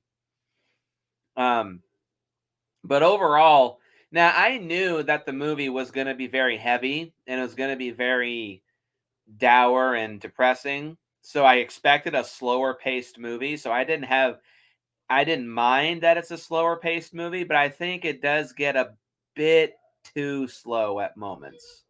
Thankfully, they don't last very long, but there were a couple, like, I ain't gonna lie to you guys. There was a point in time where I was about to doze off in the theater. I'm such a dad, I know, but I almost did fall asleep in the theater. But thankfully, the end of the movie rolled around and I was like, oh, okay, something's finally happening. Mixed element number 3. The social commentary is good and it's well executed, But I do think that it is just a little shoved down your throat. Now, I don't know for sure, but Shawnee Boy kind of did confirm a lot of this. I get the sense that the director was taking a big stab at Japan during war times. Like Oh, how absolutely. Like it's unequivocal like how much he's taking a stab at them during that time period because a lot of the Japanese citizens were treated like absolute shit during that time. I think even some of the filmmakers in Toho were kind of forced into doing things they didn't want to do. well, Um, Ishiro Honda made a whole bunch of movies that he didn't want to make, but he did it because the studio said you either make this or you don't work. Right. Like I said, there's kind of that like it's very critical of the Japanese government at the time. And like I said, the whole kamikaze pilot angle, it's like you're just flying in to die. Like where's the sense of like getting a chance to live? Okay, so they even say this during the movie. So yeah, Japan was in a very bad, desperate, hellacious situation during World War II. And they say this in the movie. They had shit supply runs.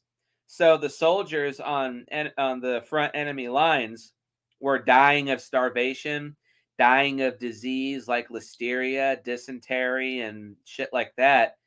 They were dying of dehydration because the supply runs were so shit. They just weren't getting the supplies that they needed, yet they were still expected to throw everything they had into their enemies. They had shit planes and shit tanks that were poorly armored and not fully gassed up and topped off with ammo, but they were still expected to just do whatever they could, even if they couldn't do very much with what they had. And yeah, kamikaze pilots were expected to just kill themselves left and right for the supposed greater good, not realizing that even though they were throwing all these people who were essentially suicide bombers, they were still getting their asses kicked. It's kind of like Napoleon back in the day. Napoleon had a whole bunch of people, but he just kept throwing troops at his enemies, and people were just dying left and right. And it was a waste of lives, waste of resources, and waste of ammo, and waste of just everything. It was a complete waste. Japan was the exact same way at the time. And um those who didn't die, like those who were supposed to die but they weren't, they were faced with massive ridicule back at home. Like, you didn't die for the greater good. What is wrong with you? Gee, I don't know. I actually kind of want to live and, have a life. I don't want to just give up my own life and leave my family back at home with nothing to live off of and potentially die. I don't know, because I kind of just don't give a shit about this. Or maybe I'm too scared, or I just don't have the knowledge or resources. So I see what the director is going for. It is a well done social commentary. And if Ishiro Honda was still alive, I'm sure he would be very proud. But I do think it is just a little shoved down your throat. Just a little bit. Not Yoshimitsu Banno levels, but just a bit too much. And my final mixed element is Godzilla himself. I do like the design. I do like that it is kind of an amalgamation of Bio Goji from Godzilla versus Biollante. Um, a little bit of legendary Goji and a little bit of um, Shodai Goji from 1954. I like the design, and this is a very ugly looking Godzilla. Not like Son of Godzilla ugly, but his appearance is very unpleasing. Like, this monster looks like he's in constant pain. He has he's got severe disfigurement all over his skin. He's got like tumors and growths and protrusions all over his skin. And it looks like he has massive radiation burns, which he probably does. He's in a lot of pain. That's why he's angry. He's like, "You fuckers! You Yeah, blast me with essentially. this And bomb!" I do like I don't think he's quite as emotive, but he does have kind of emotive eyes. Like, especially when that eye gets hit by the atomic blast. Even though it's, warped and melting and gross, it still does look like an angry gaze. But when he's like swimming through the seas, I do think Ryan is right. He's kind of taunting the boat. He could very easily catch up, but he's just playing with his prey. And Not when gonna lie, Nick, when you were just zooming in the camera, I was a little creeped out myself. you're welcome. And when he gets shot by the battleships, I do like see his anger and frustration. And when he's attacking Ginza, he does kind of look like he's taking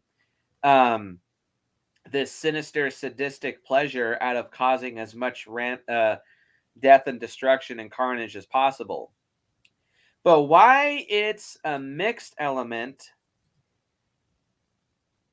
we've kind of seen this before. It feels nothing new. It feels like a big mix of GMK Godzilla and 1954 Godzilla. Angry, rampaging murder lizard. It's cool, but I've seen this before. So for me, it's nothing special. Other than just looking kind of cool and looking like a new Godzilla, like a new Godzilla design. But his motives and his actions are the same as 1954 and GMK. And I'm not a fan of the fact that he fires his atomic breath only 3 times. This kind of goes into one of my cons, but yeah, I don't like that he fires it only 3 times. He charges up 5 times, but 2 of them he never gets to fire his atomic breath. One time is when he's brought down under the ocean and the compression compresses his whole body and it cancels out his atomic breath. And the last time is when he charges it up, then his head explodes and the built up energy disintegrates his body. But other than that, he fires it 3 times. Once to destroy the first battleship, once at Ginza, and the 3rd time to destroy the unmanned battleship. Boom. That's it. So, yeah, Godzilla, he looks cool, but it's nothing new. It's also very simple, just angry, rampaging murder lizard. I've seen this before. It's not very impressive. But he does do new things, like the regeneration thing, like that on the That's spot. cool. That's and the probably sea monster newest elements. thing. That's and the the sea newest thing about this Godzilla is the regeneration ability. Like, it's been implied, like with Godzilla 2000, for example, Regenerator G1. But we've never seen, like, this is full-on Wolverine Godzilla or Deadpool Godzilla, essentially. Yeah, basically. Yeah. We've never seen regeneration for a monster on this level. And that's cool. It feels like a breath of fresh air. Right. This gives you that oh shit feeling. Like, as Godzilla movies kind of go on, I feel like, like, when we go back to, like, the earlier stuff, it seems so much easier to beat him. Like, they just make him, like nowadays, it's like, fuck, what do we got to do now? You know what I mean? Like, he just gets, like, more powerful, and I have to keep coming up with, like, crazy scenarios. And even I'm trying to think in my head, like, what the hell would I do to stop this thing? For a lot of these newer Godzillas at this point. I mean, he's taking nukes on. I mean, you don't have an oxygen destroyer on hand, but, like, the oxygen destroyer seems effective against specific Godzillas. But some of these newer Reiwa ones, like Shin Godzilla or this one, would it really work on him? I don't know. Kind of, like, makes me question things. The only thing I'd say to what your point is, Nick, about it being nothing new, I mean, there's been a lot more movies where he's teamed up and saved the world than wrecked shit. So if we're looking at the grand scheme of all the movies, this is a pretty rare occurrence to actually have this. A lot of the team up movies, especially in like the Showa era, they all just kind of basically blend together as being the same over and over. Just a lot of times it was the same freaking suit actor, it's just a different suit. It's kind of I think it's at least a very special thing when we get to see him in his actual form. I don't think we've actually really seen this since the original. And in that case, as a reboot, I think it's okay. Even if it's not entirely this unique thing, it doesn't always have to change either. I've also seen better solo Godzilla City Destruction action, and it's right behind me. I think there's not. I actually don't think there's not enough Godzilla in Return of Godzilla. But that's my opinion. So, I will say I think the atomic breath scene in this movie felt more impactful than any of the action in Return to Godzilla. I think just because of like the the shock wave that wipes everything out, and then the way like we're in that human perspective. Well, maybe it's because it felt like the characters were in more danger in this movie than they were in Return to Godzilla. Even though we had like they were kind of a little bit there on the ground, they had weapons like the Super X and that, but that initial shockwave that just decimates like the entire city, like I felt the fear of like people and like all that too. So I don't know. I just felt it was a little bit more impactful in this one. But again, they had modern budget, modern effects. They could kind of do more. And there's some great destruction stuff in Return to Godzilla, but here I really kind of felt the city with it. But the atomic breath's quite different than it is like normally. So. Anything else to add from you two before I go into my giant list of cons? That wasn't even your cons yet? Nope. I do have to use the bathroom, so go ahead and get started.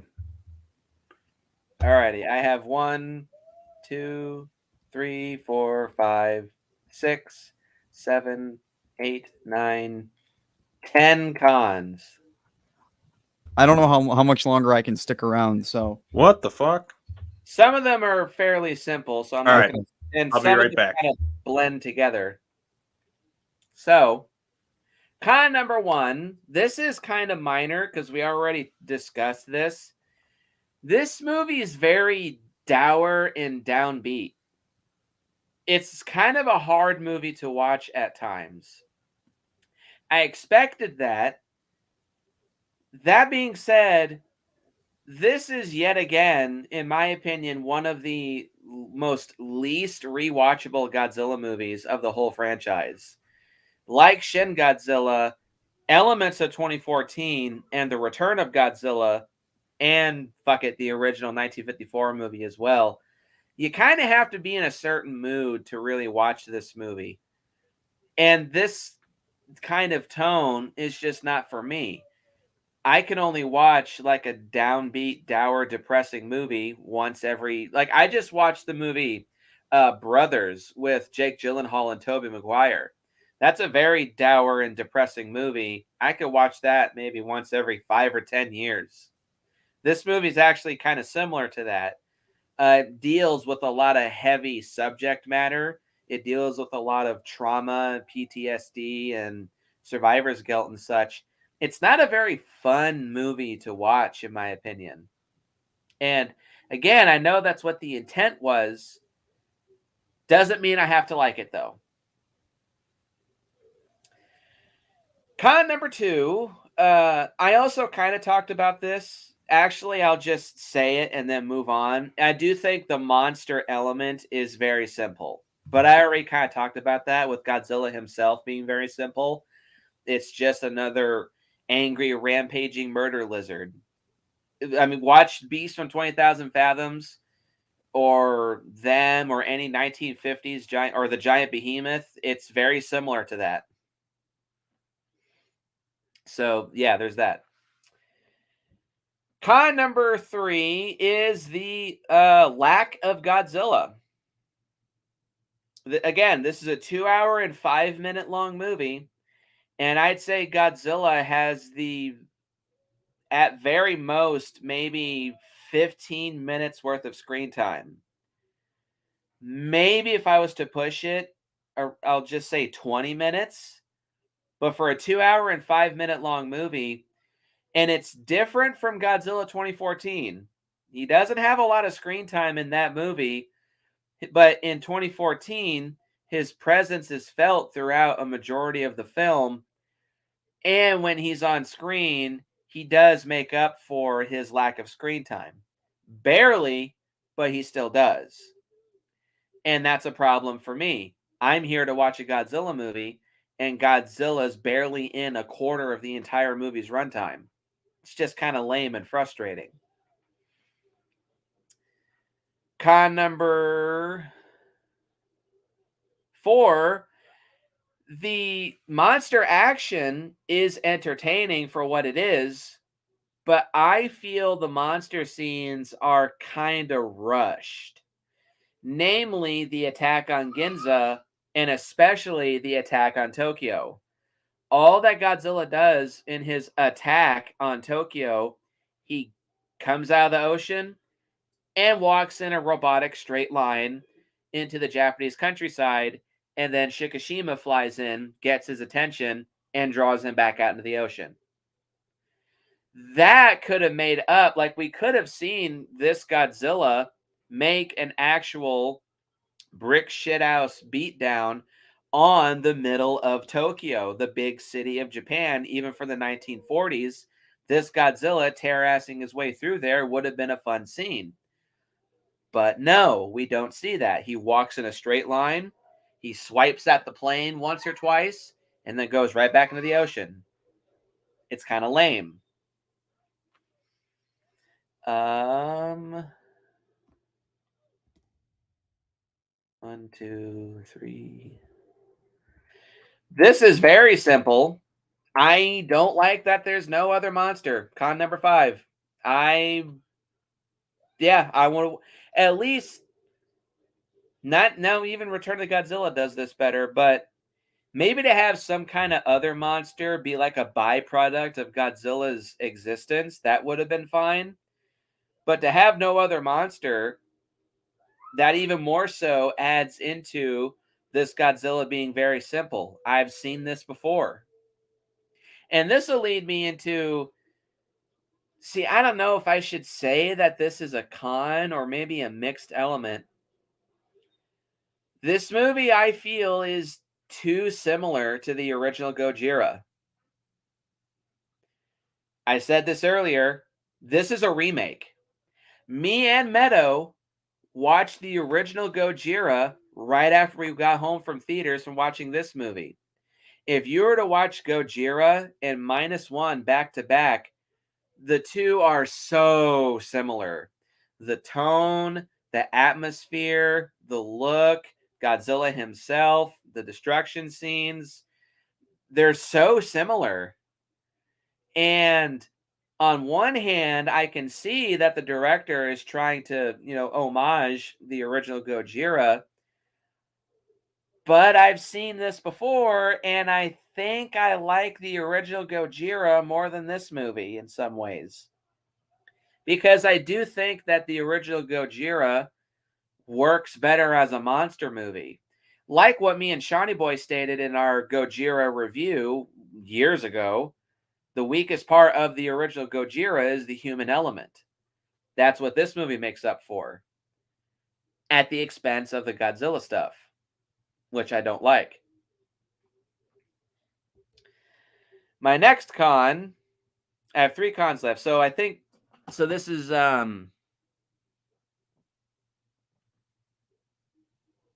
7. I think the ending is very anticlimactic. Now, seeing the plane loaded with explosives land in Godzilla's mouth and then explode, it's kind of shocking. But then his body slowly just falls apart. I was kind of expecting, Nick, for it to go full Independence Day with Randy Quaid. I mean, that's exactly what I was thinking of when his atomic breath was going off. Just add in that, "Hello, boys, I'm back." But that was like a more triumphant destruction. This one, you don't really feel as much triumph when Godzilla's destroyed. I don't know. I feel like you kind of needed when the shark is destroyed in Jaws and Brody cheers, like you feel that sense of triumph. Here, you don't really feel that. And that's what I wanted. Right. I get what you're coming from, because it does feel kind of like, even when I was like, he's not done. And again, I didn't know spoilers for the ending or anything like that. It didn't really feel like a full victory. And again, it obviously wasn't based on that, but you want to feel it for that moment, right? Here, maybe because of the regeneration thing, I'm like, I don't know, it just feels like, so that's kind of the thing with like slasher movies, and this do this kind of all the time. You think the killer's beaten, but then really he's kind of coming back for more. And that's kind of where this ending sort of feels like. You never really felt like I never felt like he was really gone. You know what I mean? But there was, and it wasn't like, I mean, it was good for his moment, but is it really fully triumphant if he's going to come back? No. I don't know. But he did make peace with things, and he did save a lot of lives temporarily, at least, with it. But you get what I'm saying. Like, it it needed that triumphant feeling of like destruction, like when the shark's destroyed in Jaws, because he kind of slowly fades away. It's not like a ah ha ha ha, ha. You know, you need that Brody like cheering moment. So Yeah, I think that could have, and with this movie already homaging Jaws a whole bunch, why not go full force and just have him go just blow up. Yeah, Yeah. why not? Right. I could see where you're coming from with that. I think that an explosion instead of just fading apart would have been a little bit cooler. Smile, you son of a bitch. I would say, like, I did have that thought of, like, how many times are we going to have Godzilla just, like, freeze? Like with Shin Godzilla, yeah, it's just Hey, kind of. he's gonna freeze in the next movie too. We already saw him in the ice. That's true. Anyway, so my And next probably do one is the bullshit cliffhanger ending. It's right out of GMK. I hate GMK's ending too, and this is no different.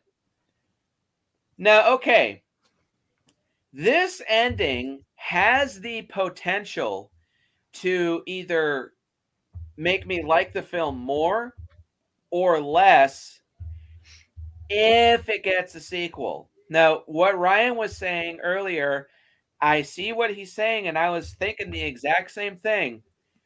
But there's two things that kind of hold that back. One, the director has stated that he wants to make a sequel. But in the end, when it comes to the Japanese side of Godzilla movies, the only thing that guarantees a movie getting a sequel is Toho. Shin Godzilla was the most successful Godzilla movie of the whole franchise, except maybe this one. They still chose to not make a sequel. So whether or not a movie is successful, to me at least, doesn't mean jack shit. It just means if the studio wants to make more, it's up to them. Even if a movie is successful, they've proven that they don't give a fuck really about what fans want. They just want to do what they want to do, which I get. But if they yet again decide to not give this movie a sequel, we're going to have another Shin Godzilla on my hands here, and I'm just going to like this movie less and less and less. Can I jump in for a second, Nick? I feel like with Shin Godzilla's one, that one felt that ambiguous ending. I think worked a little better than this one because of the regeneration thing. It's the same as GMK, and that one's kind of like oh, what could that be like? Because like this one's like, okay, Godzilla's gonna get like he'll regenerate or something like that. That one with the humanoid stuff, I have no idea what kind of direction that would go, but that's kind of a horrifying, like scary, eerie type ending that I think works for the film because it's still frozen, like he stopped, right? They obviously say he's gonna probably like regenerate again or like come back or something like that, but he is like he's not like moving or cracks or anything like that. They just kind of linger on that last shot of like what was about to happen next before they stopped him at the time. So you could also like, I mean, that works more in terms of the ambiguous ending than the ambiguous ending here with the him regenerating like that because it is the same ending as GMK basically. Although like the cells are regenerating in some ways, the heart was just beating in GMK. But you get what I'm saying. I think it worked better for Shin. GMK, they chose not to make a sequel. They could have to GMK, but they chose not to. And you know what's weird? They did 2 back-to-back films that were like, you know, the same thing, and then they didn't make the third one afterwards. And you know what else did that? Godzilla 98. Oh, yep. At least that got Godzilla the Animated Series. That's true. And you know what else it had? That's a lot of fish, so it gets a pass.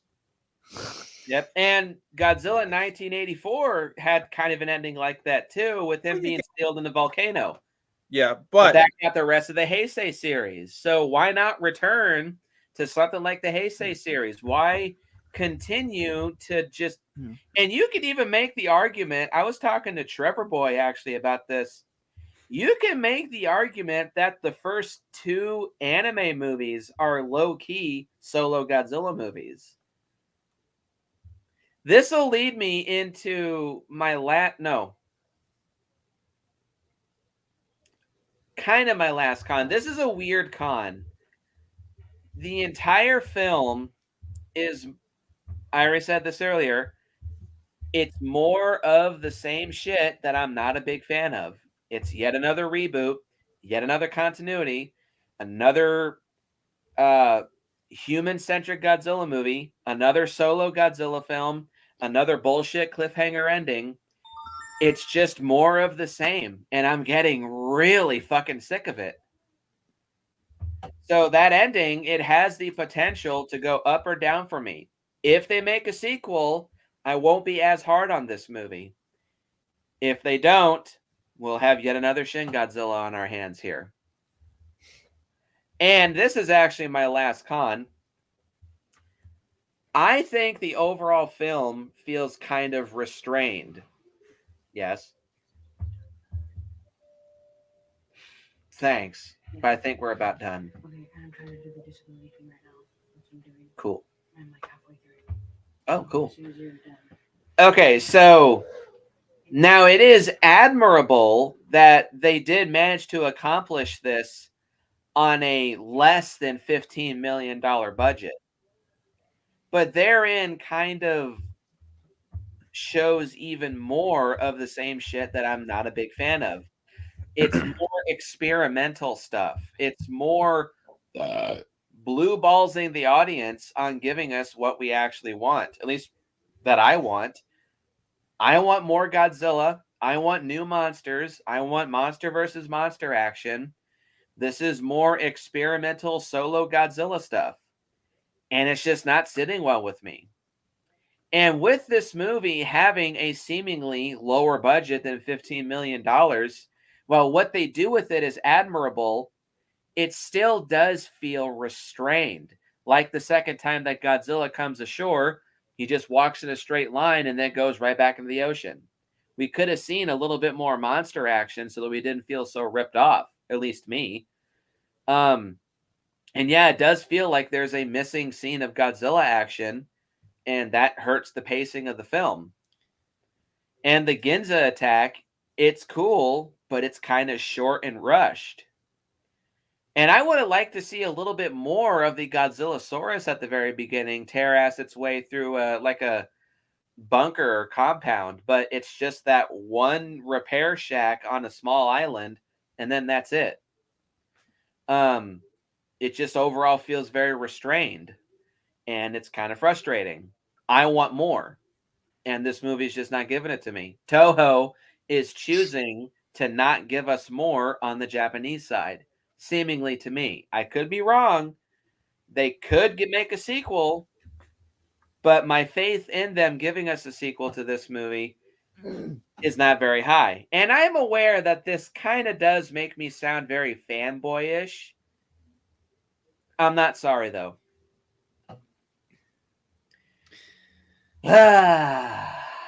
Final thoughts, guys, or anything else you want to add? Go ahead, Brian. I would say it all depends on what you actually want from a Godzilla film. Everybody likes the different aspects of it. But this film, I made a video like 2 years ago, I think, because Kevin Smith made some really stupid comment about like not liking humans at all in monster movies. And I'm like, then you don't really understand what the point of the original film was. Like, the monsters only have power if it's related to humans. And this film kind of proved that to me by showing that also less is more, but also the fact that, man, I'm really invested in this monster action when I give a shit about the other 90 minutes of the movie. And that's why I think this has got to be probably the perfect Godzilla film. For its minor flaws that I have with it, it's the best that I think we've ever had. That's all I got to say. John? I mean, I really dug this movie. I've seen it twice, and I do think it does improve upon the second watch. I mean, it didn't feel as dour, like I said, the second time I saw it, as opposed to when I first saw it. But I think it's really, really good. Is it my favorite in the franchise? I wouldn't say that. It's not my favorite, but it's one I quite enjoyed a lot. And I liked going into this one not really knowing as much as I do in like the last couple of Godzilla movies in some ways. It was a nice surprise in some ways. Yeah, there's some things that definitely could have improved a bit, like some of the things you were mentioning a little bit there, Nick. I do think could have improved. Like the pacing's kind of a big one for me. But I still cared about like the movie as a whole, because there's some Godzilla movies that can be kind of like, you know, less than stellar throughout. Like the anime trilogy, for example, like that one is just those are just not very good. Like an absolute snooze fest. This one, I'm actually engaged in what's happening, even when the monster stuff isn't on screen. Because like I said, my favorite movie is Jaws, and even like the stuff without the shark, I'm still really invested in the three leads of that movie. They're compelling characters, and it's exciting. Like there's never a dull moment in that movie for me. I just love it from beginning to end. And this one, like I said, the human element is really strong. And I think the stronger the human element in a Godzilla film, I think the better too. Yeah, some movies do monster elements better. It's a tricky balancing act, because like Ryan was saying, and it kind of depends on what you want with Godzilla. And like I said, some people like theirs a little bit more monster heavy. Some people like the human element to be a little bit stronger. It's a really tricky thing to find like the perfect Godzilla film, because some want solo Godzilla horror elemented, some like them a little bit more cheesy and a little bit more over the top monster heavy. But I think what I like too is like this one's going back to my kind of the darker roots of it all. And while this is going on, I'm still going to get something else like within a few months that's going to be more action heavy and monster team ups and all that other kind of crazier, more wackier stuff. So I'm getting the best of both worlds. Now, if we didn't get like one or the other, like if we just got one in terms of tone, then I'd feel kind of like disappointed, because some of those other aspects I want. But I'm getting those in something else that's coming out within the next couple months. And like also in the meantime, I'm still getting the Monarch show, which doesn't have a lot of Godzilla because it's Monarch. It's not called Godzilla. Godzilla's just in it for, however many episodes he's going to appear. And he is going to fight another monster I saw based on one of the trailers. So perhaps another Toho monster will appear too, whatever. But like I said, for what this movie is and what it's trying to achieve, I really liked it. There's a few things that definitely could have improved on, even through like the two watches, but I don't really have any major complaints about it. Like there's nothing that makes me hate this movie. I really just quite enjoyed it from beginning to end. I thought it was compelling. It's very emotional, very heavy in the scenes, and there's some really good acting in this movie. I mean, like I said, Koichi's story and him as the lead is one of the best characters in the whole franchise.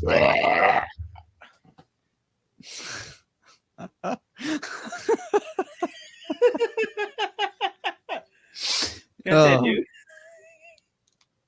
That was his polite way of saying "shut up, Sean." No, I don't have a polite way of saying "shut up, Sean." No, Nick will tell me Okay. straight up. Like Nick's unfiltered. Like he's just like all the way through. So I do respect that, because he's not going to just sugarcoat things. He's just going to just straight up tell it like it is, and I admire that. So if he's going to be an asshole, he's going to be like upfront about it. He's like that Dennis Leary song, like "I'm an asshole," and he's like, "I'm an asshole, and I'm proud of it." The only like last thing that I would say is that I know not everyone's going to agree about how good or bad this movie is, or if things were missing or not. But I will say that watching this movie, it really reignited my passion for Godzilla again. And the fact that we're doing a stream right now is kind of a testament to that, because I really just wanted to talk about it. And I was really surprised and blown away by it. And I'm happy that it's kind of got me back into it a little bit. And that's the important thing right there, Nick, right there. Just having Ryan back talking about this stuff, the three of us, because I was getting like nostalgic and kind of missing the live streams we would all do together, and kind of having like bringing that back, even just for something like this, the 2 hours or whatever we've been on here talking.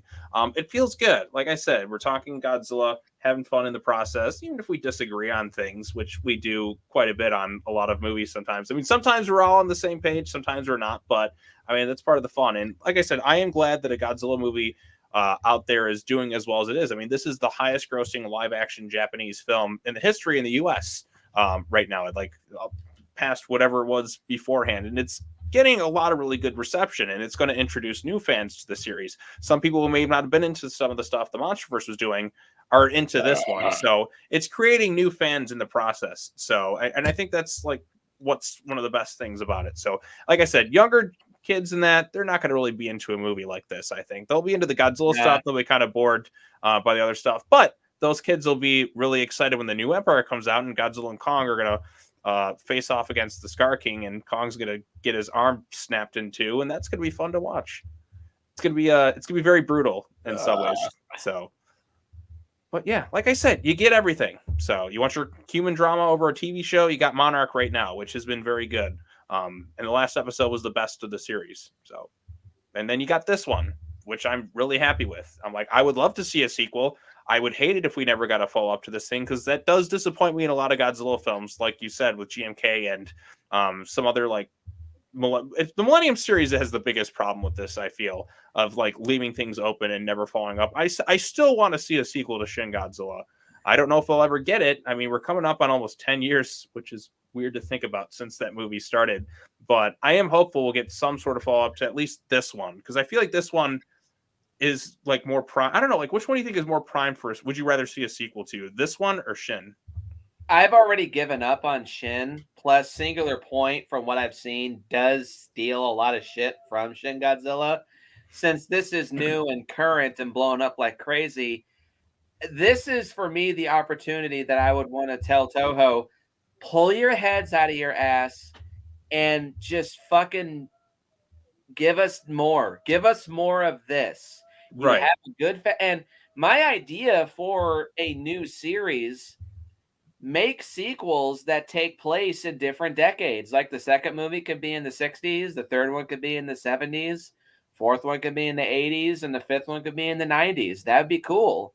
Right. There's a lot of potential. Like you could go like you said, the period piece angle with each movie sounds interesting. So Monarch's kind of doing that too, because they're having segments set in the 50s and some of the 70s and like in present time right now. But like I said, in a movie setting, I think that'd be really cool. Do a better version of what the new shitty new generation X-Men movies were doing for a while. But anyway, okay, so my final thoughts on Godzilla Minus One. For me, it's a very mixed bag. But mixed positive in some ways. Like it's not a total dumpster. Like 'cause No, there's a lot not of at things you all. liked about it. So Of the 21st century experimental anthology Godzilla movies from Japan, while this is not my favorite, this is a big step in the right direction. My favorite Godzilla movie is still Final Wars. But of the experimental solo stuff like Shin Godzilla, the anime trilogy, oh Jesus, and the Return of Godzilla and the original Gojira, this is not my favorite solo Godzilla movie, but it is an improvement, especially over Shin Godzilla and the anime trilogy in many ways. So I respect it there, but like I previously stated, it's yet again more of the same shit that I'm not a big fan of. Now, these problems could be lessened or exacerbated whether or not this movie gets a sequel. I hope and pray that this movie does. If it doesn't, I will lose faith in Toho on the Japan side as far as Godzilla is concerned. Hate to say it. If it does get a sequel, my faith in them will be restored. Which is why my rating for Godzilla Minus One will be a 6 out of 10. I did enjoy this movie, especially seeing it in theaters. I'm very thankful that, I mean, it took me 26 years to see a Japanese Godzilla movie in theaters. It finally happened. I saw it with Meadow. I enjoyed my theater experience. There was only like 7 other people in the theater, so I was able to be fully immersed into the film. I'm very grateful that I've seen it, and I am enjoying this new Kaiju renaissance that we're comfortably in the middle of. I'm glad that content of a franchise that I love is very abundant, but if Toho continues to go down this rabbit hole, it'll become very problematic for myself. I want more stuff like what the new Empire is giving us. Pink Barbenheimer Godzilla with Kong running around with a mechanical arm and a giant orangutan with the spine thing all around his shoulder, fucking shit up left and right. That's the kind of stuff that I want to see more of. and you're getting that. So we're getting a bit of it both. So like I said, you can't lose if you're a fan. You're getting that, and then you're getting this. So like I mean, because there's so much arguing back and forth with the fandom. I've been seeing this too. Like when the new Empire trailer dropped, there was It's so much horrendous. Right. Trolls.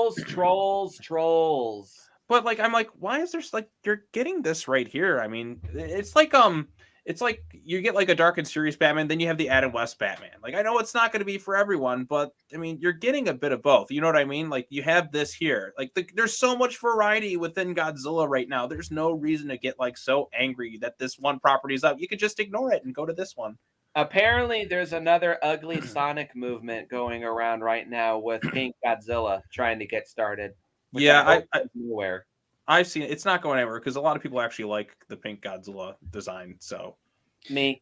That's one of the, not that I didn't like the trailer, but that's one of the things that I really do like about it, actually. right, because when you think about it, why did he evolve partially? He's utilizing Hollow Earth energy because Mechagodzilla used it last time. Mechagodzilla had the longer arms, so he's evolved to have longer arms. He's a little bit slimmer and leaner because he got his ass handed to him, so he has to like get better. I mean, we're pretty much Dragon Ball Z territory with Godzilla. I mean, he's Super Saiyan Rose right now. And for once, I approve. Alrighty, so I got to do my rating, don't I? yeah, Ryan, you do yours, and then Okay. Sean, you do yours. Then Ryan, do your plugs. Fuck it. I'm going to give it a 10 out of 10. I don't care. I was going to do 9.5. Nope. I'm doing it a 10. I don't even know if I'd give 2014 a 10 out of 10. I might give that like a 9. So I think the only other monster movie that I would ever give a 10 out of 10 is Peter Jackson's Kong and this. So that's that. That's a very good rating. Alien. Now, what are you plugging, Ryan? I mean, Kaiju Network needs to come back for some stuff. Just a Well, little bit. You got to have a little something while you're on We'll break. see. I'm on winter break, but I am working, so we'll see. We'll see if I can get something out. Squeeze a quick live stream on your channel just to talk. Catch up on Monarch and then talk to me. I want to hear what you're I thinking. could do that. I mean, obviously, I'm making a film right now, so I can make a comment or something on this video. But yeah, Right. that's really all I got. I think you should do a catch-up live stream on the different stuff on your channel. So that way you get like one video, it's quickly like edited. You don't have to like go through the hassle of really editing it, but you can let your audience know, hey, I'm still here. Yeah, I could do that. So cool. Well, I guess last will be me. It's tough for me to decide a rating for this one too, because like I really did enjoy it. I'm not going to give it a 10 out of 10 because there's some things it could have done a little bit better, but I don't really have any too major complaints. There's nothing that fully like irritated me in this movie from start to finish. I just had a really good time with it. I think it got a little bit better the second time. Is it one of my favorite Godzilla films of all time? It's a very good one. But there's some things like I kind of like would go back to a little bit more than this one because like Nick was kind of saying, sometimes you have to be in the right mood for a type of movie like this because it's a little bit slower build up to certain things. But when you're like kind of sitting, if you sit down to kind of watch it, like you're invested, I think from start to finish. So I'm going to give this one it's between an 8.5 and a 9. I will quickly say I don't think this is one of my least favorites, but it's kind of in that gray area where I kind of like it, but I don't see myself returning to it very much. Right. But I did say, Nick, the second viewing, I did like the movie a little bit more because I did feel some of that like dourness. I'm like, maybe you have to be in the right mood to watch it. But the second time, I didn't really feel that. It's kind of weird. So maybe some movies actually do get better with more viewings. I think some get worse. Obviously, Justice League 2017 is a prime example of that. Trilogy. Yes, the anime trilogy. I mean, I think that's the one thing coming away from this video. All three of us can universally agree the anime trilogy is not good. Nope. No, it sucks. Yeah, we tried to stream like watch all three of them, and we were just like in pain. That was pretty funny. So, but yeah, I mean, 8.5 to 9 out of 10. Can't fully decide. So, I'll stick with an 8.5 for right now. I really did enjoy this movie from start to finish. It's one of my favorite movies of the year I've seen in theaters. So, can't wait to see it again.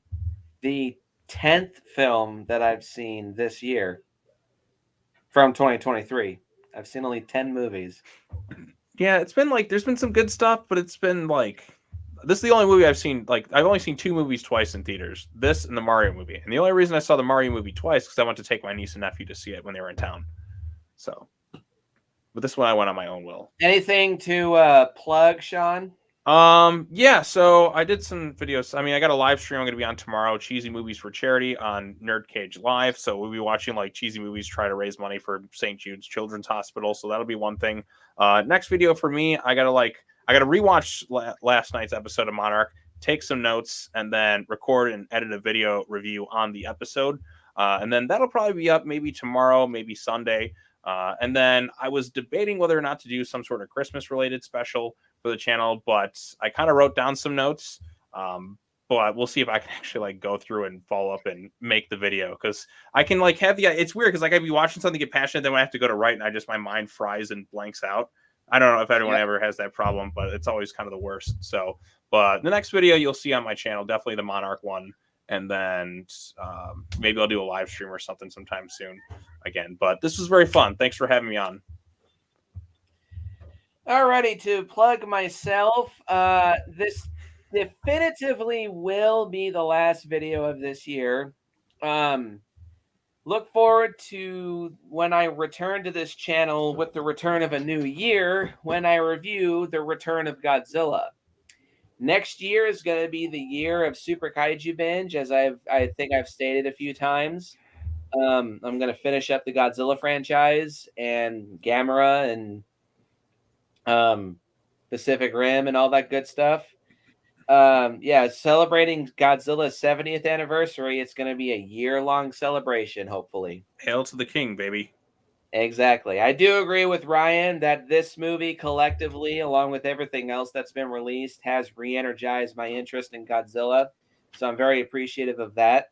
Even if I'm not a big fan of this movie, I do appreciate its existence. We're back to talking again on live streams again like this. So that's a good sign right there. Yep. Hopefully I can have both Sean and Ryan, especially, a lot more on my channel in the future. And go check out their channels and post your comments down below and let me know what you think. Hit the like button and hit the subscribe button and share this video with your friends. And as always, if you see a giant bushel of what looks like thorns coming towards you in the middle of the ocean, it's probably Jesus. Run. And I'll see you guys in the next video. Peace.